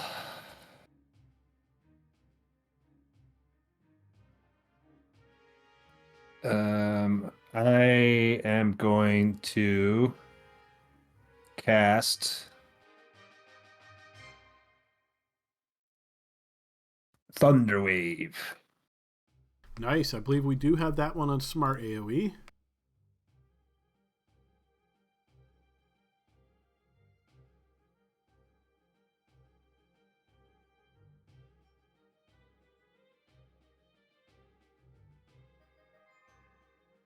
And I'm assuming you're sculpting Mei out of it, right?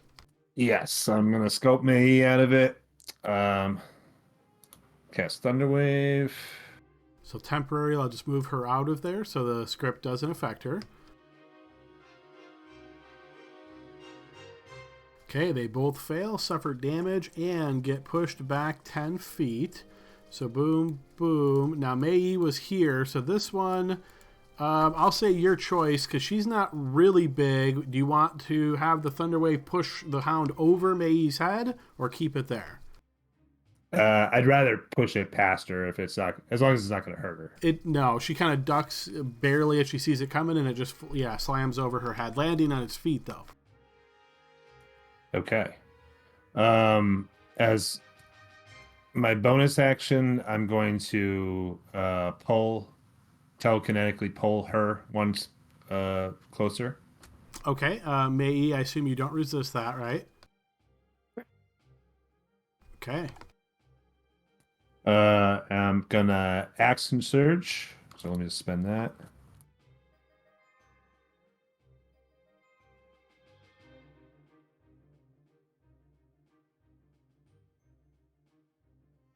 Okay, and then I'm gonna step forward.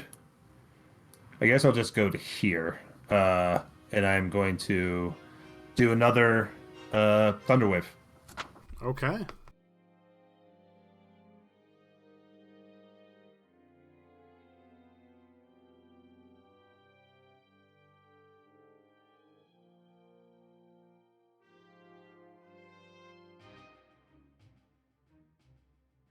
Okay, so right there. Nice, works again, and both of them get shunted backwards by the thunderous force. Okay.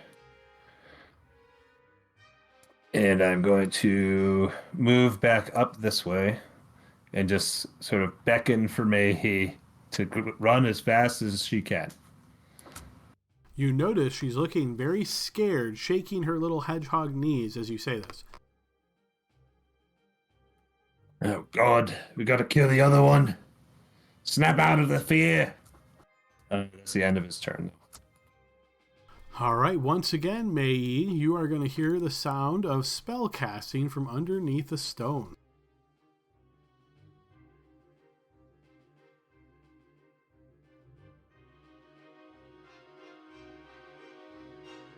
Ooh. There was a time where I was gonna attack the floor, but not anymore. All right, we move to Renaud's turn. Okay. It's gonna step right out here. Okay, those guys are pretty much as far back as they can go. We gotta kill this dude who's been frightening our poor little hedgehog. So Eldritch Blast. I'm gonna step out of Elliot's way. Eldritch Blast back to him. Do I get any indication that Grask would be upset if it moved out of his range? What's Grask? Does he look like he wants to burn through this lich dog thing? I could step to it if it moves 20 Okay. feet to the wall. Okay. We're gonna blast and Eldritch Blast. Here we go. That will hit, and you want to push? Yep. All right, blasts him, wounds him. Second one also hits. Excellent. And I'll move him a second time. Yeah. Then I'm gonna look back at Mei, and I combined Eldritch Blast with Mei on that. I'm gonna healing light her for 4 of them now. Thanks. Oh, that sucks. There you go, 9 healing.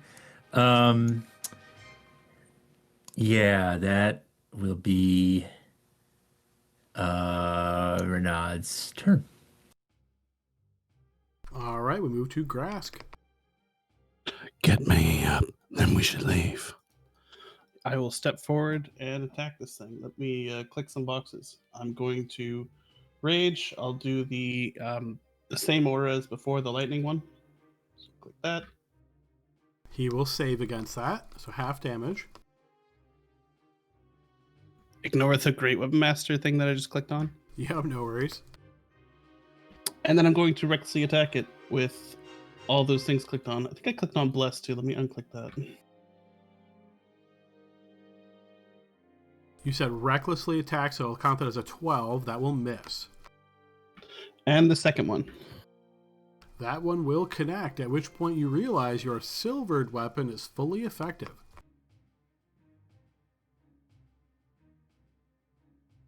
You wound the Lich Hound. And that's me. All right, this Lich Hound's turn.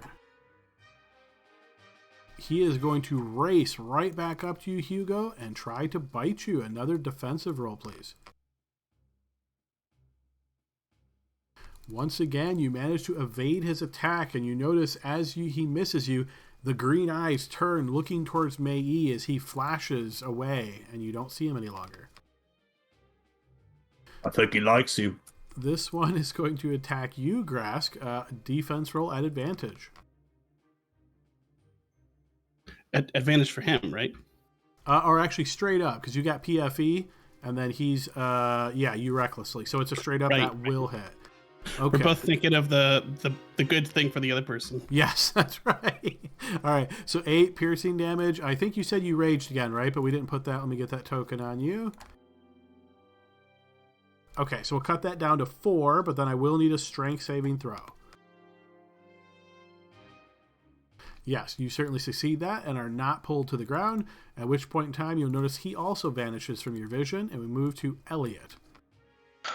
Okie dokie. So Elliot is going to move to kind of a defensive position in front of me. You know what? Yeah, let's go for it. All right, so that's 30. He's going to move there. He's going to use his bonus action to do his dash. He's going to move in, and he's going to take a silver dagger attack. That will hit.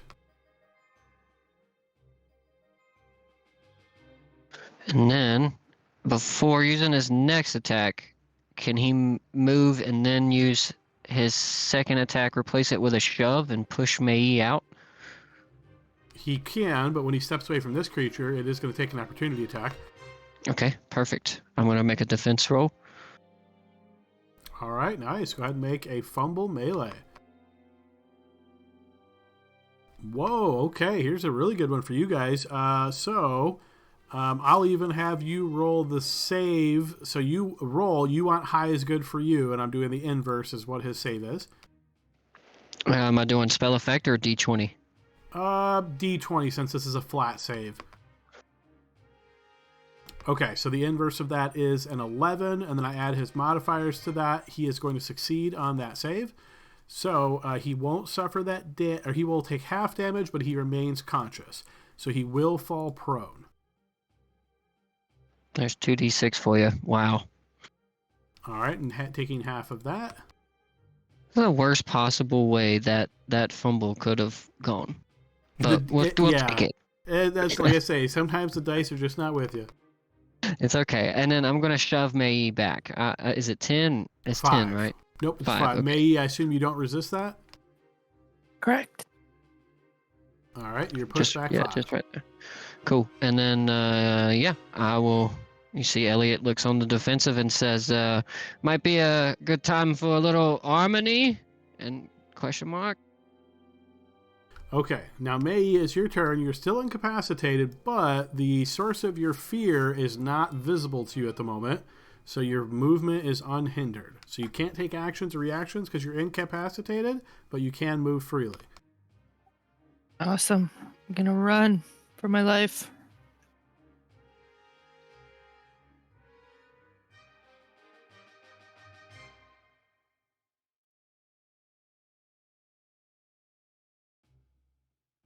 Okay, that is 45 to there. I assume dash is an action. That is an action, yes.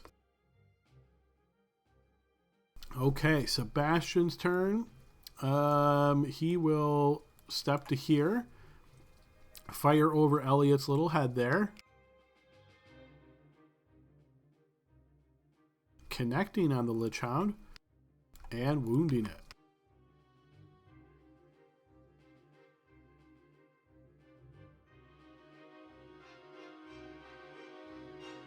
Okay, top of the round. This Lich Hound, because of that crit fail, it moves its initiative to the bottom of the round now.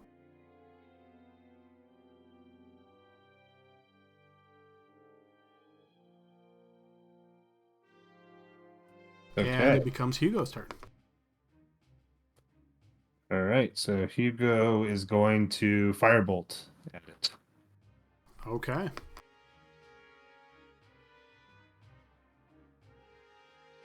That firebolt will connect. Actually, he's still prone because he didn't get to take his turn, which means if you firebolt it, it will be at disadvantage. You still want to do that?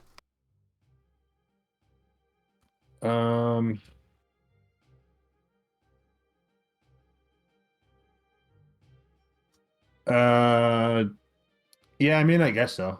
I was gonna do it even if he was prone. So All right, your firebolt will miss.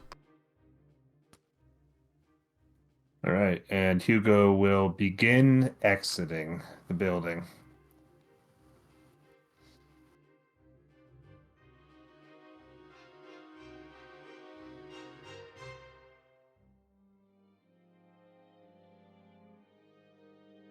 And that is the end of my turn. All right, before Renaud's turn, Elliot, you're going to hear the sound of spell casting from underneath the stone. I'm gonna try to interrupt her. Blah blah blah blah blah blah blah. You're not sure if that had any effect. It feels like it did though. Renaud's turn. Is that like Elliot going, I'm not touching you, I'm not touching you, and just like annoying her a lot? Doing a little Yeah, jig and- on the stone. Yeah. Tapping his dagger on top of the stone, trying to throw her off.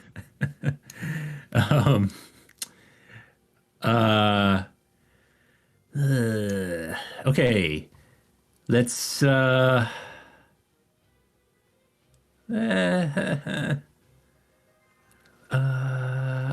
looking at all my shit.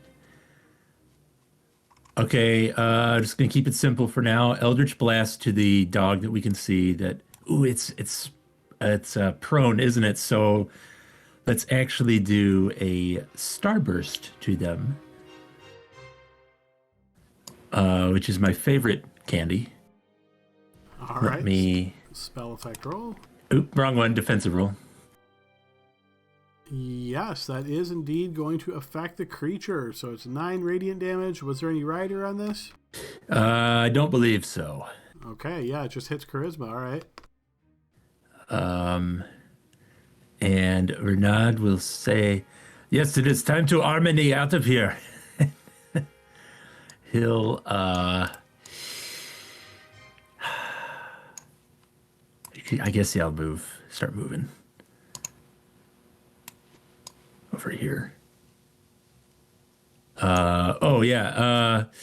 Healing light to, me. I'm going to actually save my healing lights. That's it. Done. Okay, Grask.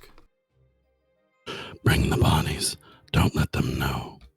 And I want to pick up this body and head towards the exit. All right, so it's 5'10", grapple, and now you'd be moving at half speed with the body. Yep. So I can move 15 more feet, so I'll get to here.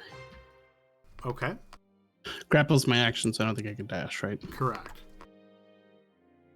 Get this in the bag.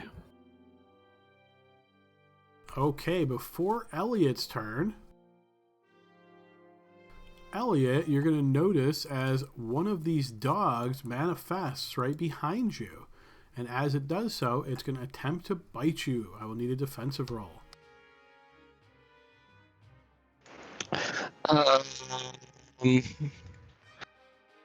Shield. All right, you cast the shield spell, which makes this a miss. That is your reaction. Then it is still not your turn, Elliot.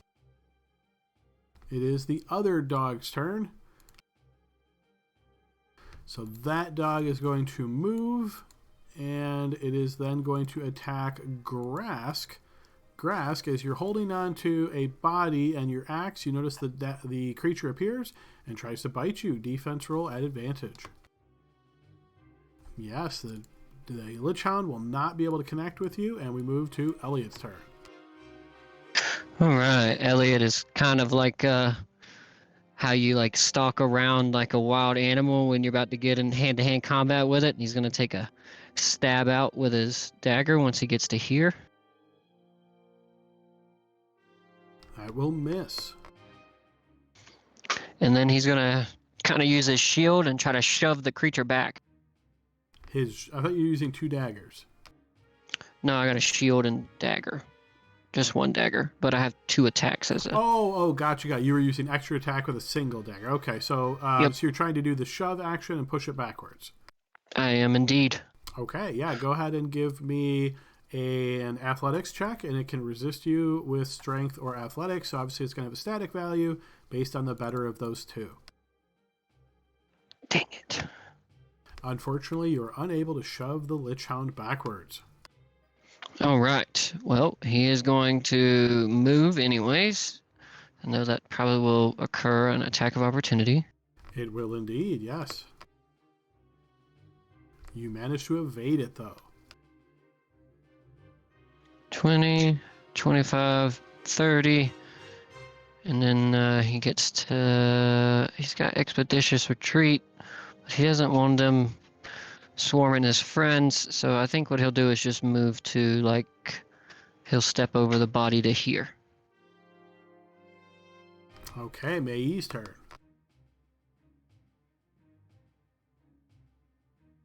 So Mei Yi, at the end of last turn, you would have had another save. So go ahead and throw me a con save. Unfortunately, that is not good enough to knock this effect off. So you are still incapacitated at this point in time. But it is your turn. Is talking in action? No. I say, sorry guys, I got it. I'm clutching my side where the dog ripped me open, and I say, I'm sorry, I have to get out of here. Go on, you are fine. I'm gonna move my full 45 movement.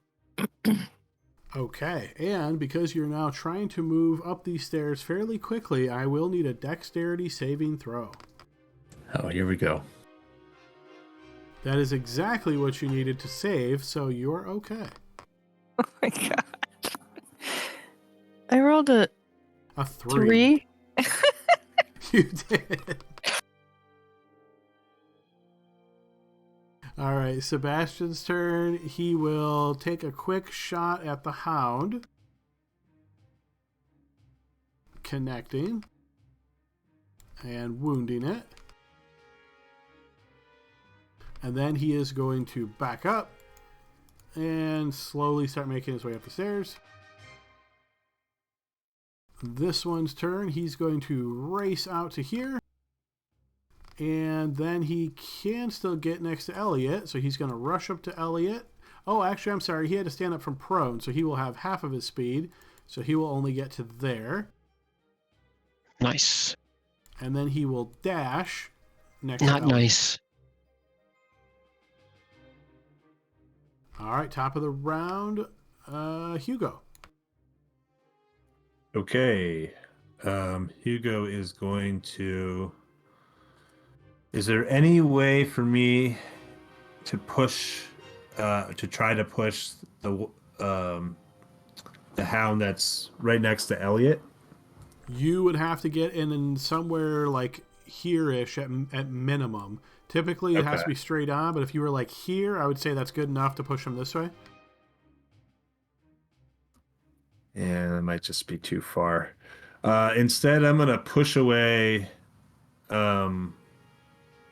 Actually, no. I'm gonna shoot a fire bolt at the one next to Grask. Okay.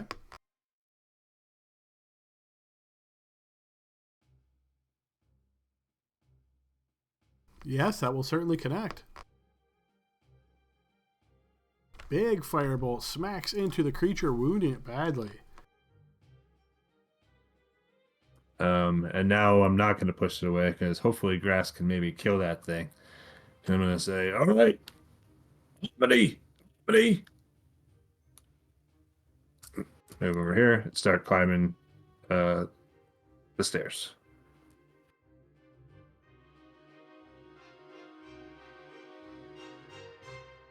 Okay, before Renaud's turn.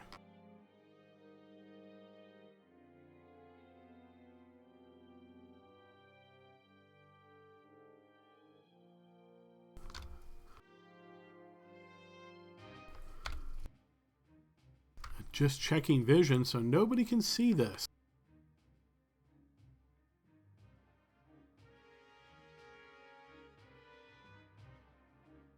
Grask, you hear the sound of spell casting from your south. And as the spell concludes, I need you to give me a wisdom saving throw. I use my inspiration. Here we go. Okay, you succeed on this save. You feel your movement start to be hampered, but you fight it off. Now it is Renaud's turn. Okay. Let's see. Elliot has got a thing going on. But that guy looks really wounded. That was 5, 10, 15.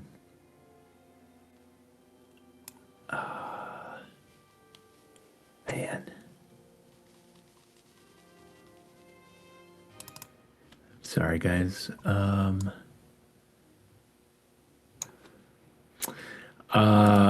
going to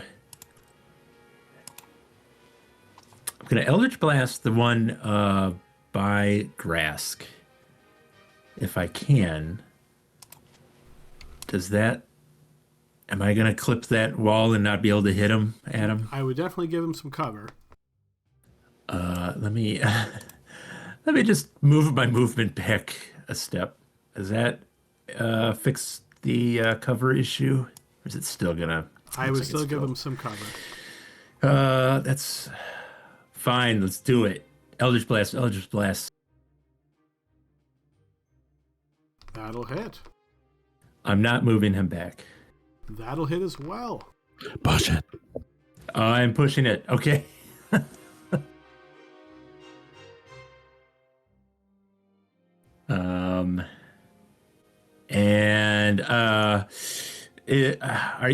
Is Hugo right there in the staircase, or did he actually make it up further and it's just we can't see? He is right there.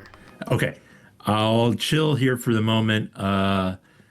Everyone actually is pretty high health, so I'm not going to do any of that. Done. Grask, your turn. So got some very disappointing news about that dog. I'm blind because Hugo had the light. Oh, okay. I've got the light spell, so you would be able to see light coming this way. He can, but not on him at the moment. Yeah, if you can see my vision, Adam, it's very sad. I can, absolutely. Why you tell me to move it? Renaud's moving that dog. I was like, get that out of the way. All right, I'm gonna step this way. You are in the curtain of darkness right now. I'm still holding the body, so I've got 20 feet of movement, so I'll go here. Okay, you got it. I will. Oh man. Can I take the dodge action while holding a body? Sure. Then I will body hold dodge. Or can I put this into the bag of holding? Is it on your hip, Renaud? It is. I don't know if you can fit a body into it. Yeah, I think that would be really challenging. All right, then I'll just bring it. So I'm dodging. It's like a man purse size, so it'd be kind of difficult. What if I break some bones? Yeah, yeah.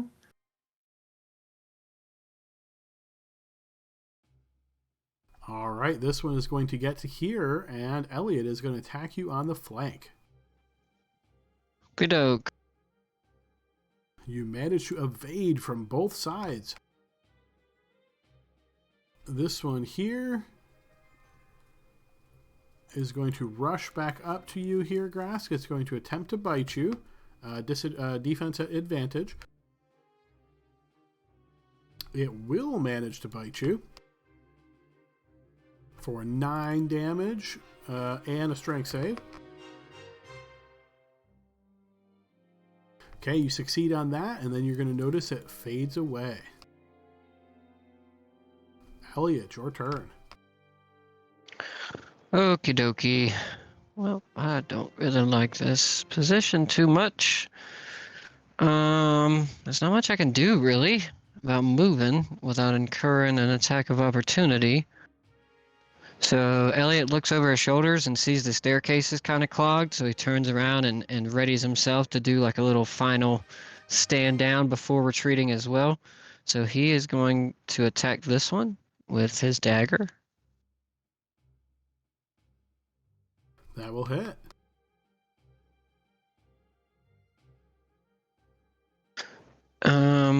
Would the same kind of rule apply for me with my shove at him? Would it shove him like this way if I'm in this space? But So for the actual shove action, there's shove and then there's shove aside. So if you're trying to move him to the east, that would count as shove aside, which basically means your roll's at disadvantage. okay, no, I'm just gonna attack him. F it. That'll hit as well. Okay, stabbing him twice, wounding him both times.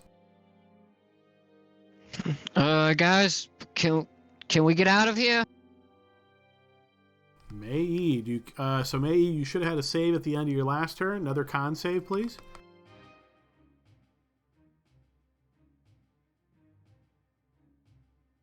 That unfortunately will fail. You've got one more round of incapacitation, so essentially this is your last round of being incapacitated. I assume you just continue making your way up the stairs? That's correct. All right, another dexterity saving throw, please. Oof, May-E. Unfortunately, this time your foot gets stuck in the step. So after you move about 15 feet, your foot gets stuck, you're considered prone, and nobody can pass you. So that ends your turn. Sebastian will move up the stairs, and you're kind of blocking the passageway. He can't get past you, so he's kind of stuck there. All right, this one's turn. It is going to attack you, Elliot, on the flank. Okay, here we go. Oof. I'm gonna go ahead and shield at him because it'll stay there for. Okay, go ahead and burn your shield slot. I know it still may hit me, but It still will hit you indeed, and that's going to deal 15 points of piercing damage and a strength save. that's not what I'm good at. We'll see how this goes. You manage to succeed on this save and are not pulled to your feet. All right, Hugo, your turn.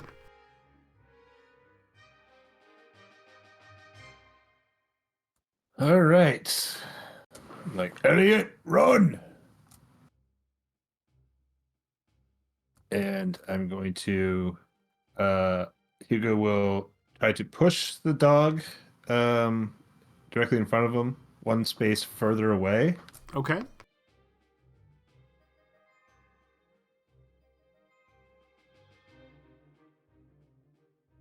You are successful.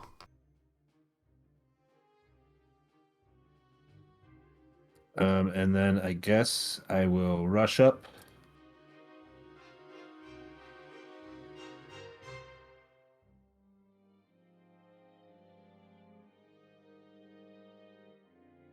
Go to here. And I will do another Thunder Wave, but saving Elliot. All right, so we'll move Elliot out of the duration or the area here for a moment.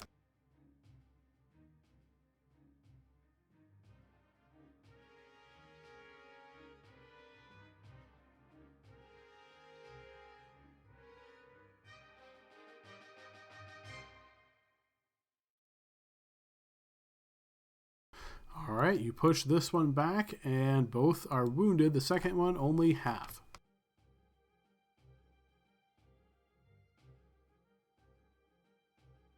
All right. And I'm like, come on.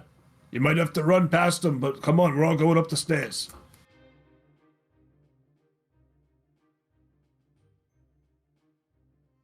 I can just get exactly where I was before. And that's the end of my turn. All right. Elliot, you notice the shaman come around the corner looking as healthy as can be. She turns, spots you, and is going to cast a spell. Do my best to look like a troll. This is not the halfling you're looking for. Yeah, you fail pretty spectacularly at that. I'm going to need a wisdom saving throw as she casts a spell and points at you. You manage to succeed on this save as you feel your limbs kind of start to get rigid, and then they don't.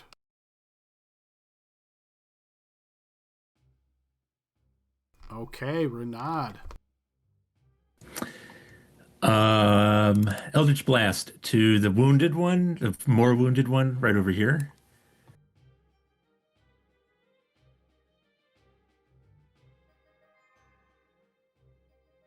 Nice, that will be a critical force. Go ahead and roll force crit.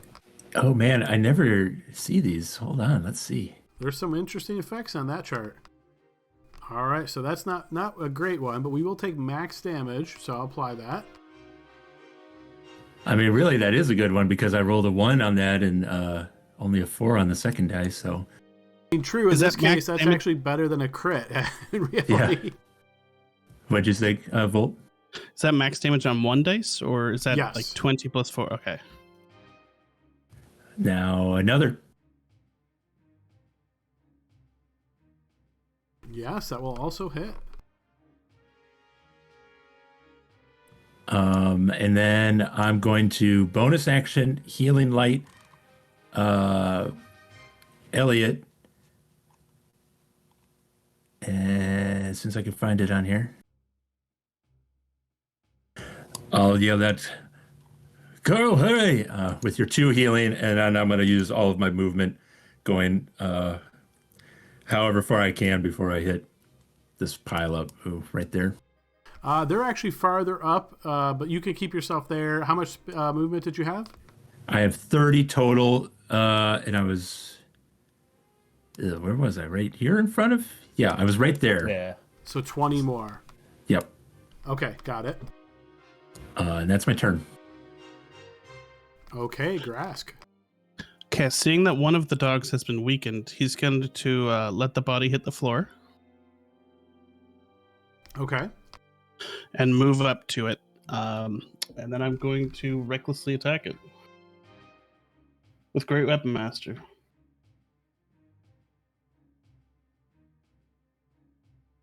You will miss. And miss again. Okay, I'll hit it with the Hungry Jaws. Ignore the Great Weapon Master on that. But that is still reckless. Let me see. Is this a melee weapon attack? Yes. Yeah, so that'll count as reckless. So an 18 will hit. But you'll realize since you didn't bother having your teeth silvered, it is resistant to this. Well, they didn't tell me at the store. No, but that sounds like a good side mission. It does take 2 years off your life, but... Okay, and then I'm going to step away from it and take an opportunity attack. Okay, yes, defense roll at advantage. It's normal because I have reckless. Yep. Okay. Yep. You still misses you. Okay. It was 15 to go up, 5 to step away. I guess I shouldn't step too far away from Elliot, so I'll go here. And end my turn. All right. This one is going to attack Elliot. So Elliot, defense roll. Okie dokie, my shield's still up because it hasn't made it back to my turn yet. All right. Yes, it will strike the shield instead. And then you're going to see that it vanishes. And then, Elliot, it is your turn.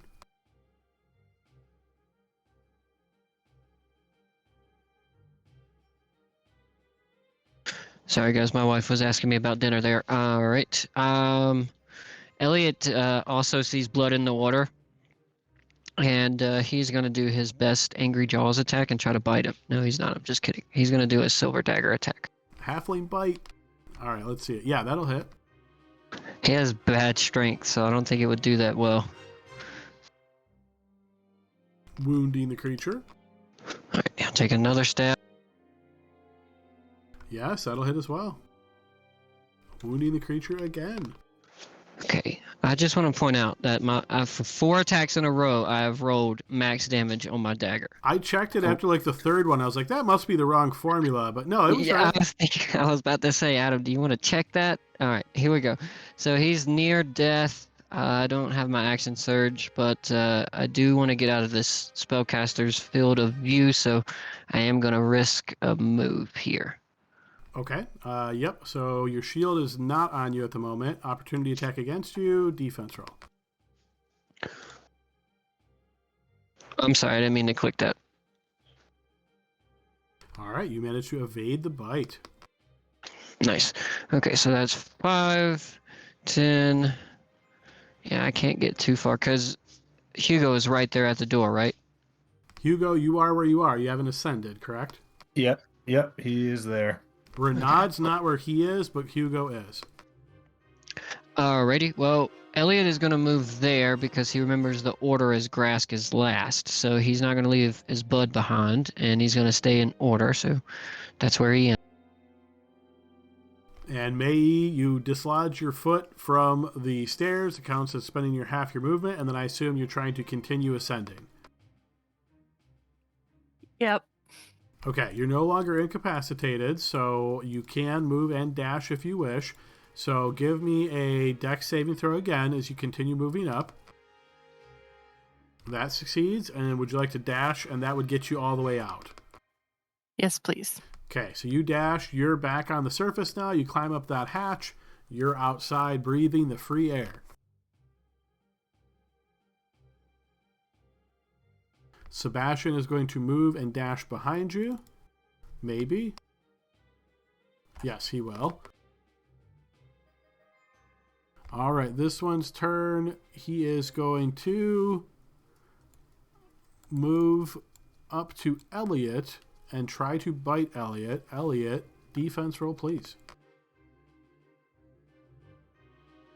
He will successfully bite you for 10 points of piercing damage, and I'll need a strength save. You don't need to give me the pause anymore for shield. I'm out of spells there, Adam. Here we go. Strength save. I appreciate it, though. Yes, you do manage to keep your footing as the creature tries to pull you to the ground. Instead, you're going to notice that it vanishes from your sight. All right, we move to Hugo. Okay.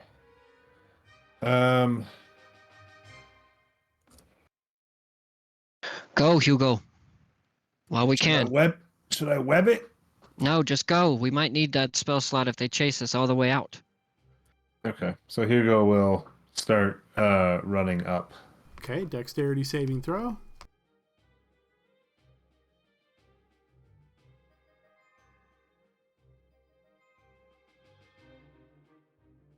Hey, Adam, I just realized I'd never rolled one.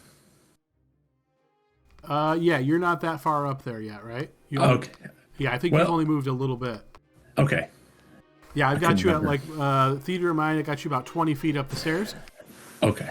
All right, so Hugo, as you move about 30 feet up, your foot also gets stuck, you're prone, and nobody can pass you. So unfortunately now, Renaud, you notice Hugo kind of pushes past you, gets up, and then he gets stuck and having a hard time. Oh, come on. It could happen to any of us. And then, I mean, I guess I don't really have. I'm just gonna try to dash, but I guess if my foot's stuck, I can't do anything. So right, Hugo will ready. So essentially, when your foot gets stuck, that would end any kind of movement you have. Let me just double check exactly how this is worded. Yeah, so their movement for that turn ends. They're considered prone, and they block everyone behind them on their stairs. Technically, you could still use an action if you wished. Okay, I'll take the dodge action. Okay. And then I'll just, that'll be the end of my turn as I'm sort of waiting for other people. Okay. See, Spellcaster is going to step to here, and Grask, she's going to try to hit you with a spell. This time, you're going to see she motions with her hands, and this big ball of fire appears next to you and rushes forth towards you. I thought you were about to fireball us. Whew. Not that this is any better or anything, but it's...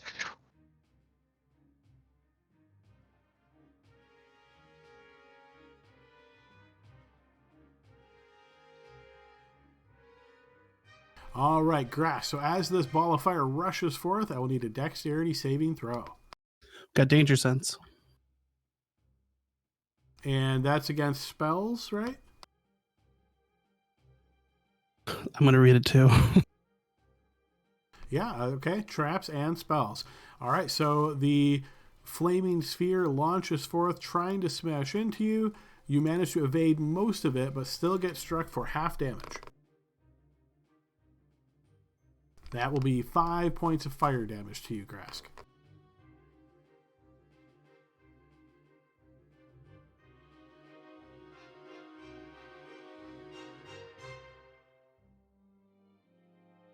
Okay, Renaud. Flaming Sphere in the Boulder's Gate, the new game, looks really cool, by the way. So I'm going to say, all right, well, hurry up and get yourself up. And I'm going to Misty Step over Hugo. That'll work. Sure, burn that slot. Yep. My fate touched one a day, and then I will keep going. All right, dexterity saving throw. Okay. I went over the spot where it tripped him. Hold on. Oh my God. Also getting your foot stuck. After you're like, hey, you stuck. You get stuck as well. I told you. You told me. Wow. I'm gonna have to find a spell that like makes me auto succeed on dexterity saving throws. But that's my turn. Okay, Grask. Okay, I guess I'm just leaving with the group, so I'm going to head toward the stairs and move up as much as I can. I've got 40 feet, 80 if I dash. All right, so you're leaving the body there, right? So you're moving, dashing up, so you would get to the part. Oh, I forgot about my body. No, I want that body. All right, so you drop the body next to the wall, so you'd have to take a 5-foot step, use your action to grapple, and then you'd be moving half speed. Yeah, so I'm moving 15 feet up. Yep, that sounds right. So you would Okay. be behind Renaud and Hugo with the body in your hand. Do you want me to put myself here to represent that? Yep, that's perfect. Okay, that's me. All right, before Elliot's turn, Elliot, you notice as one of these hounds reappears next to you and attempts to bite you. Defense roll, please. You manage to evade the bite once again. And it is your turn, Elliot.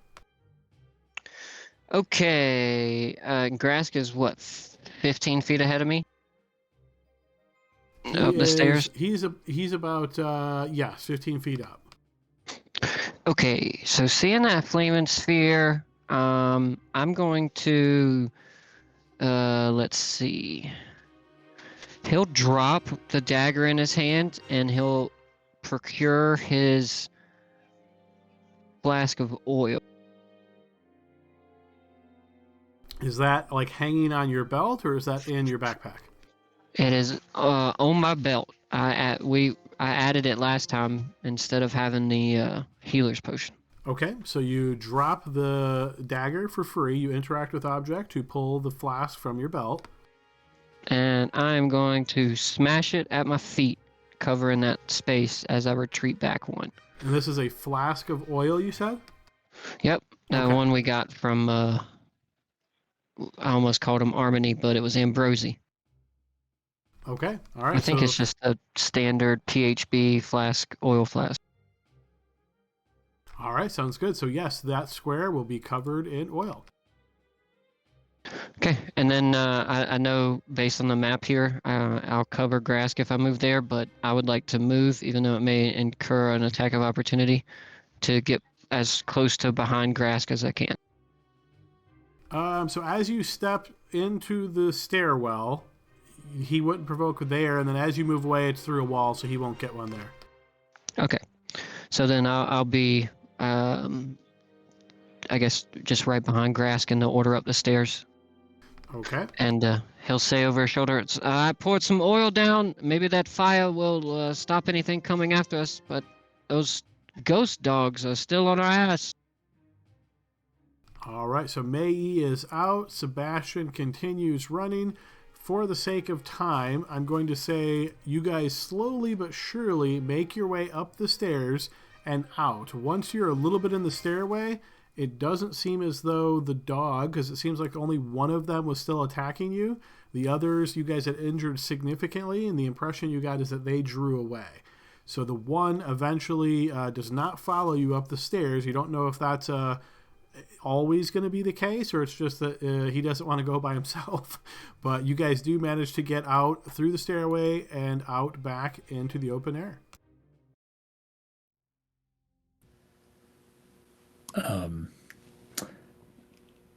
Even though we didn't really win, I kind of in my head like want to do a Jack Burton, like we did it, holy shit. Yeah. Good job, everyone. Yeah, we survived. Well done. We reduced them by, what was it, 3? Not much, but every bit Did we helps. get any other dogs? I don't think so. No. They all vanished. Trixie. I know that men can be picky. Would you eat this with me? Oh, yeah, I'll eat it for sure. Oh, you're talking about the troll? Yeah, I guess I'll eat it. Good. You can never tell. Learning a lot from your culture, Grask. Wouldn't turn down a meal. Also, Mei, are you okay? Just losing a little bit of blood, but I'll pull through. Well, should we make our way back to Red Tower, get us something to eat, and come back for another little raid, maybe?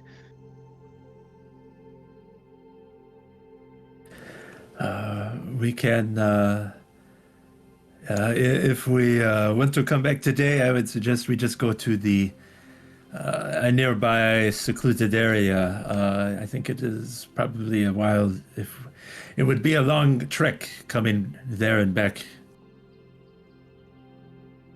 Well, I ain't gonna have no more magic today. I'll need a good sleep for that, but I'm still in fighting shape.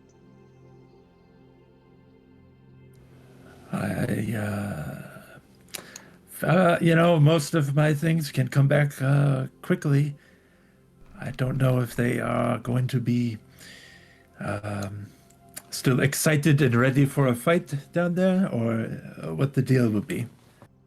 They've likely regrouped on that level. Let's go back in the main entrance and check out the second floor. Yeah, I like it. We just keep hitting them from different directions. They don't know where we're at.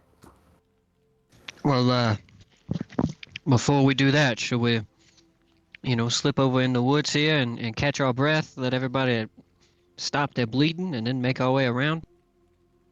We'll search this one and cook 'em.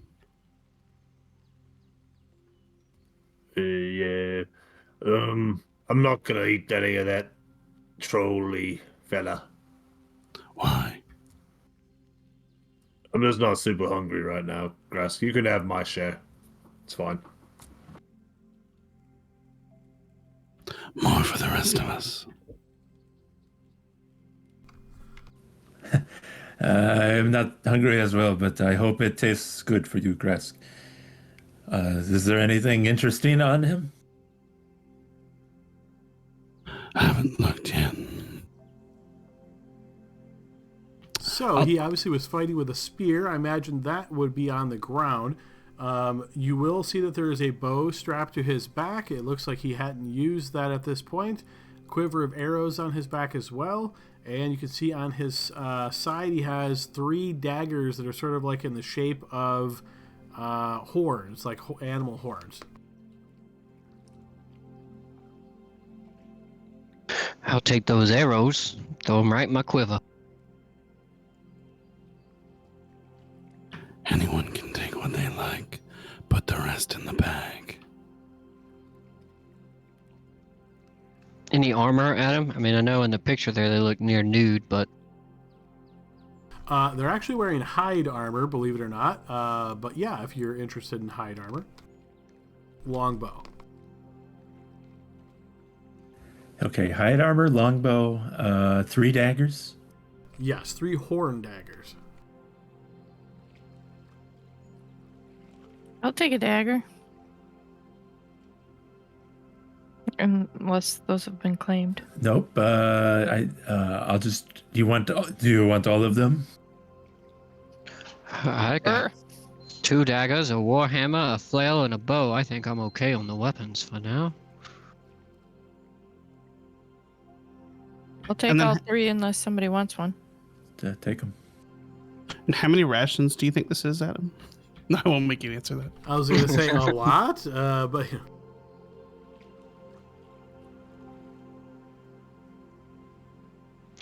Like, Elliot already saw Grass take a bite out of one of them and then not react badly, so he's thinking that it's probably pretty tasty.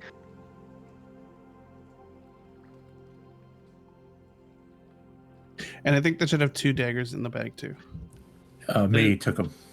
All 3? Yep. Does the guy have like an actual horn to blow into Adam? Because I know that they were signaling each other. Does he have that on him? this one does not. Okay. Okay, That would and then be I think good to we're- have. We could trick them into thinking they need help here or there, you know? All right, so it sounds like you guys' plan is to move away from the Scarlet Citadel out into the woods and try to catch your breath there. Yeah. Yep. I think so, yeah. Rest. All right, so as you get a distance away, get yourself into the woods and just start kind of relaxing. Sebastian is, just kind of looking around a little bit, scratching at his chin a little bit, and then he looks back to you all and says, so what is it that you will say that we have learned from this experience? Do you think that we can do this? Certainly we were more successful than the previous times, but if we only kill 3 at a time, it doesn't seem it to be a very quick endeavor. What are your thoughts? Perhaps we need to, change, mix up our strategy? Yeah. And, we also learned the spellcasters can pull themselves into stone. They can heal themselves, and they have some kind of ability that restricts your mind's movement or something. Didn't land, but it did seem dangerous. Renaud, Grask. do you think you could recognize and stop that spell she cast to sink into the stone? Adam, we kind of didn't do it in the moment. Is that something I can recall and remember, or? You did not have line of sight on her when she cast that spell. That was, I guess, I was going to say, did it look similar to the one that I did counter spell, but I guess I didn't see it, so I don't know. Real quick, Adam, I was directly in front of him, and I'm familiar with spellcasting, so would I have noticed?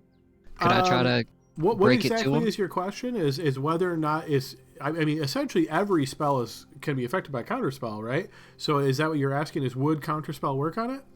No, he's asking if he could tell based on the casting when she's casting it what spell it is, because it's in a different language. So if he could recognize that she's casting the stone spell, then he can counterspell that specific one. Got it. So when an enemy spellcaster casts a spell, or anybody casts a spell, you can use an action or a reaction to try to identify the spell. It is then a skill check, and if you roll high enough, you determine what the spell is that is being cast.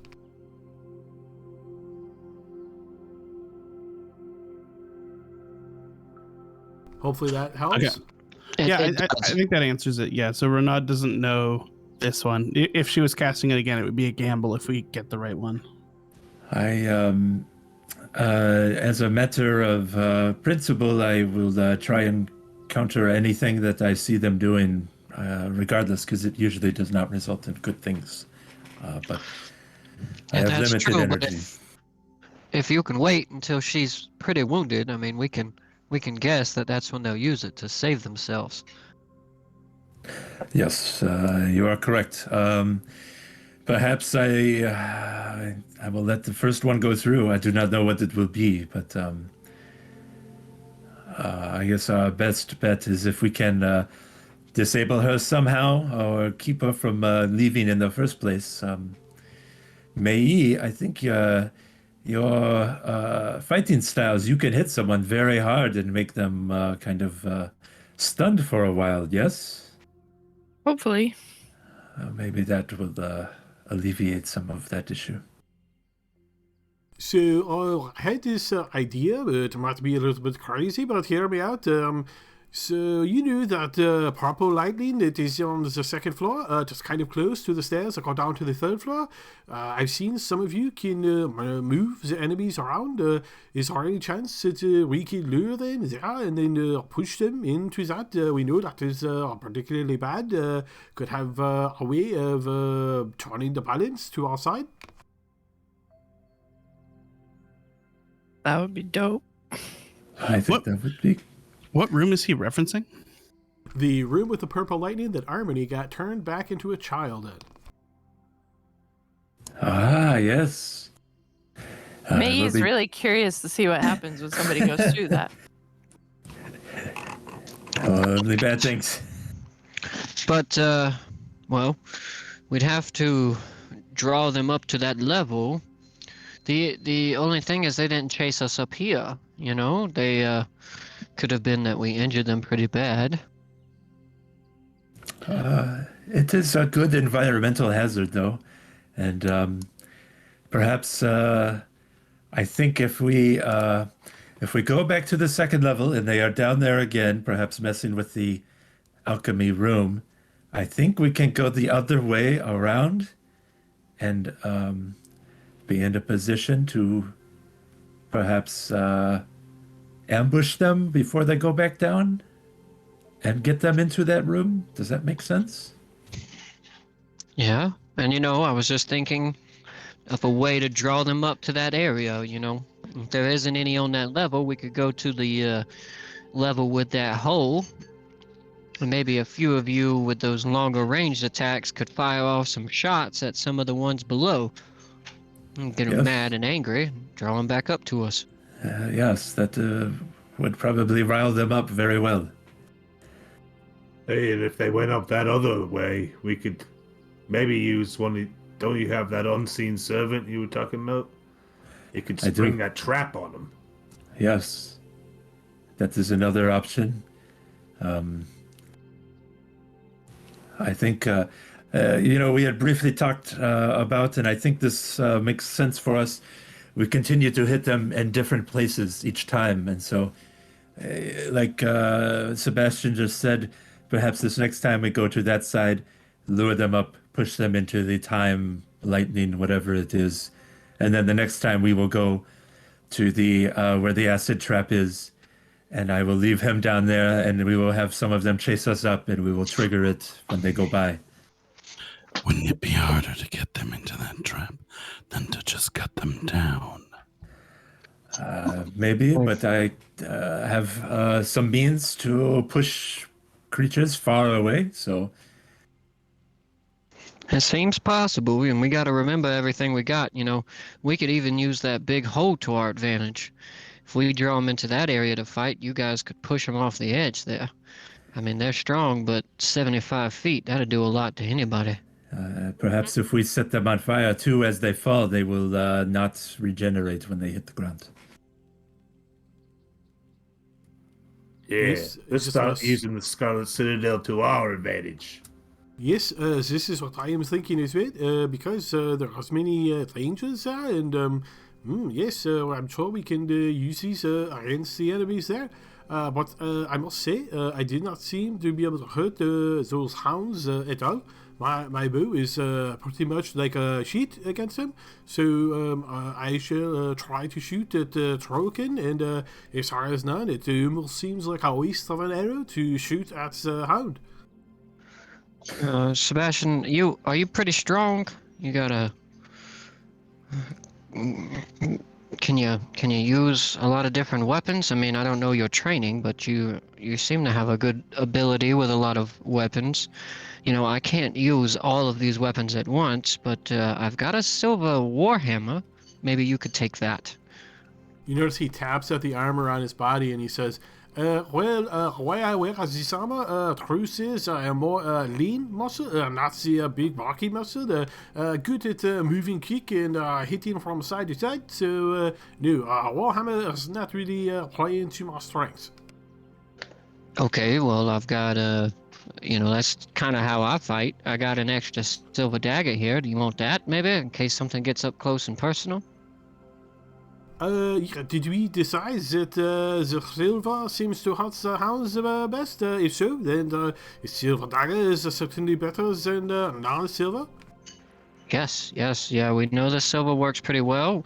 As I was stabbing it there, it didn't seem to, it didn't seem to have the same effect as your arrows, and Grask was hitting it with his axe as well. So, yeah, here, take this silver dagger, and if you find yourself face to face with a hound, you won't be all defenseless. And you notice he takes it from you, draws it, kind of flips it around his hand a couple times, holds it up to the light, sheaths it again, and gives you a nod with a little bit of a wink. This will be suitable. I'm very excited to see how this works. And I was thinking, we didn't use a lot of the stuff we had last time that we bought to set things on fire. So, maybe you could drop a couple of those alchemist fire over the edge. You might not hit nothing, but it'd definitely do enough to draw them our way. You only gave me one. Oh. Is I that have all we... oil. Okay. And we got that alcohol. Speaking of which, can we drink some of that?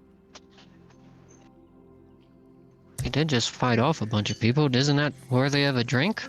Renaud will pull it out of the bag of holding, and you got some glasses. No. Well, just okay, lay down, and we Grask, you hold the cask over his mouth and open it. You guys, you said lay down like I'm 6 foot tall. I'm 3 foot tall. You just need to hold it over my head. This seems a waste. We need this. We need to get a book flask. We're gonna take drinks out of this, and then when we finally roll to do the damage on this, Adam's gonna be like, "Okay, now take -4 from that roll." And... If it was full, it would have been 8d6. Yeah. Each shot reduces the damage by 1. Oh. It's all right. Well, that was pretty good, guys. We did very well going down there. I think everybody, me, that was a bit unfortunate. You fell and hit your head a couple of times, but other than that, we executed our plan pretty well. Yeah, it's not real fun when you do the more damage to yourself than they do. Yes, and as we are at the end of the session, I think this is where we all say a silent prayer to the dice gods that hopefully Libby's dice are on fire next week because, whoo boy, they were bad tonight. You need to sage your mouse or something, There's something special that happens to Libby once we hit the 3rd floor where everything falls apart. Yep. So I was like, man, No they got matter a pretty how good. I hit it. Yeah, I was like, they got a pretty good strategy this time. It's kind of working so far. No one's dropping. Elliot's rolling fire dice defense, never getting hit by anything. Poor Libby's just failing. Just tripping over her own feet. Yeah, so I do have some sage. I'm going to sage my computer. All right, we will see if that works, if that does the trick next week. So yeah, guys, we're at the end here, so we'll go ahead and hang it up for tonight. Hope everybody had a good time. It was a fun session. As a quick FYI/reminder, based on your time and travel and all of that, after you guys do your next delve into the Scarlet Citadel, make your way back to Red Tower, rest, then you're probably going to be close to wanting to start making your way to Proudglaive so that you won't be late. You'll have like a day or two flex time, right, to in case anything might happen to you on the travel over to Proudglaive. Cool. All right, Looking good session, forward guys. to half the team getting arrested and the other half getting killed in the melee. Way to stay positive. Absolutely. All right, have a good Yeah. night, everybody. We'll see you next week. Take it Great easy, session. everybody. See you guys. Night.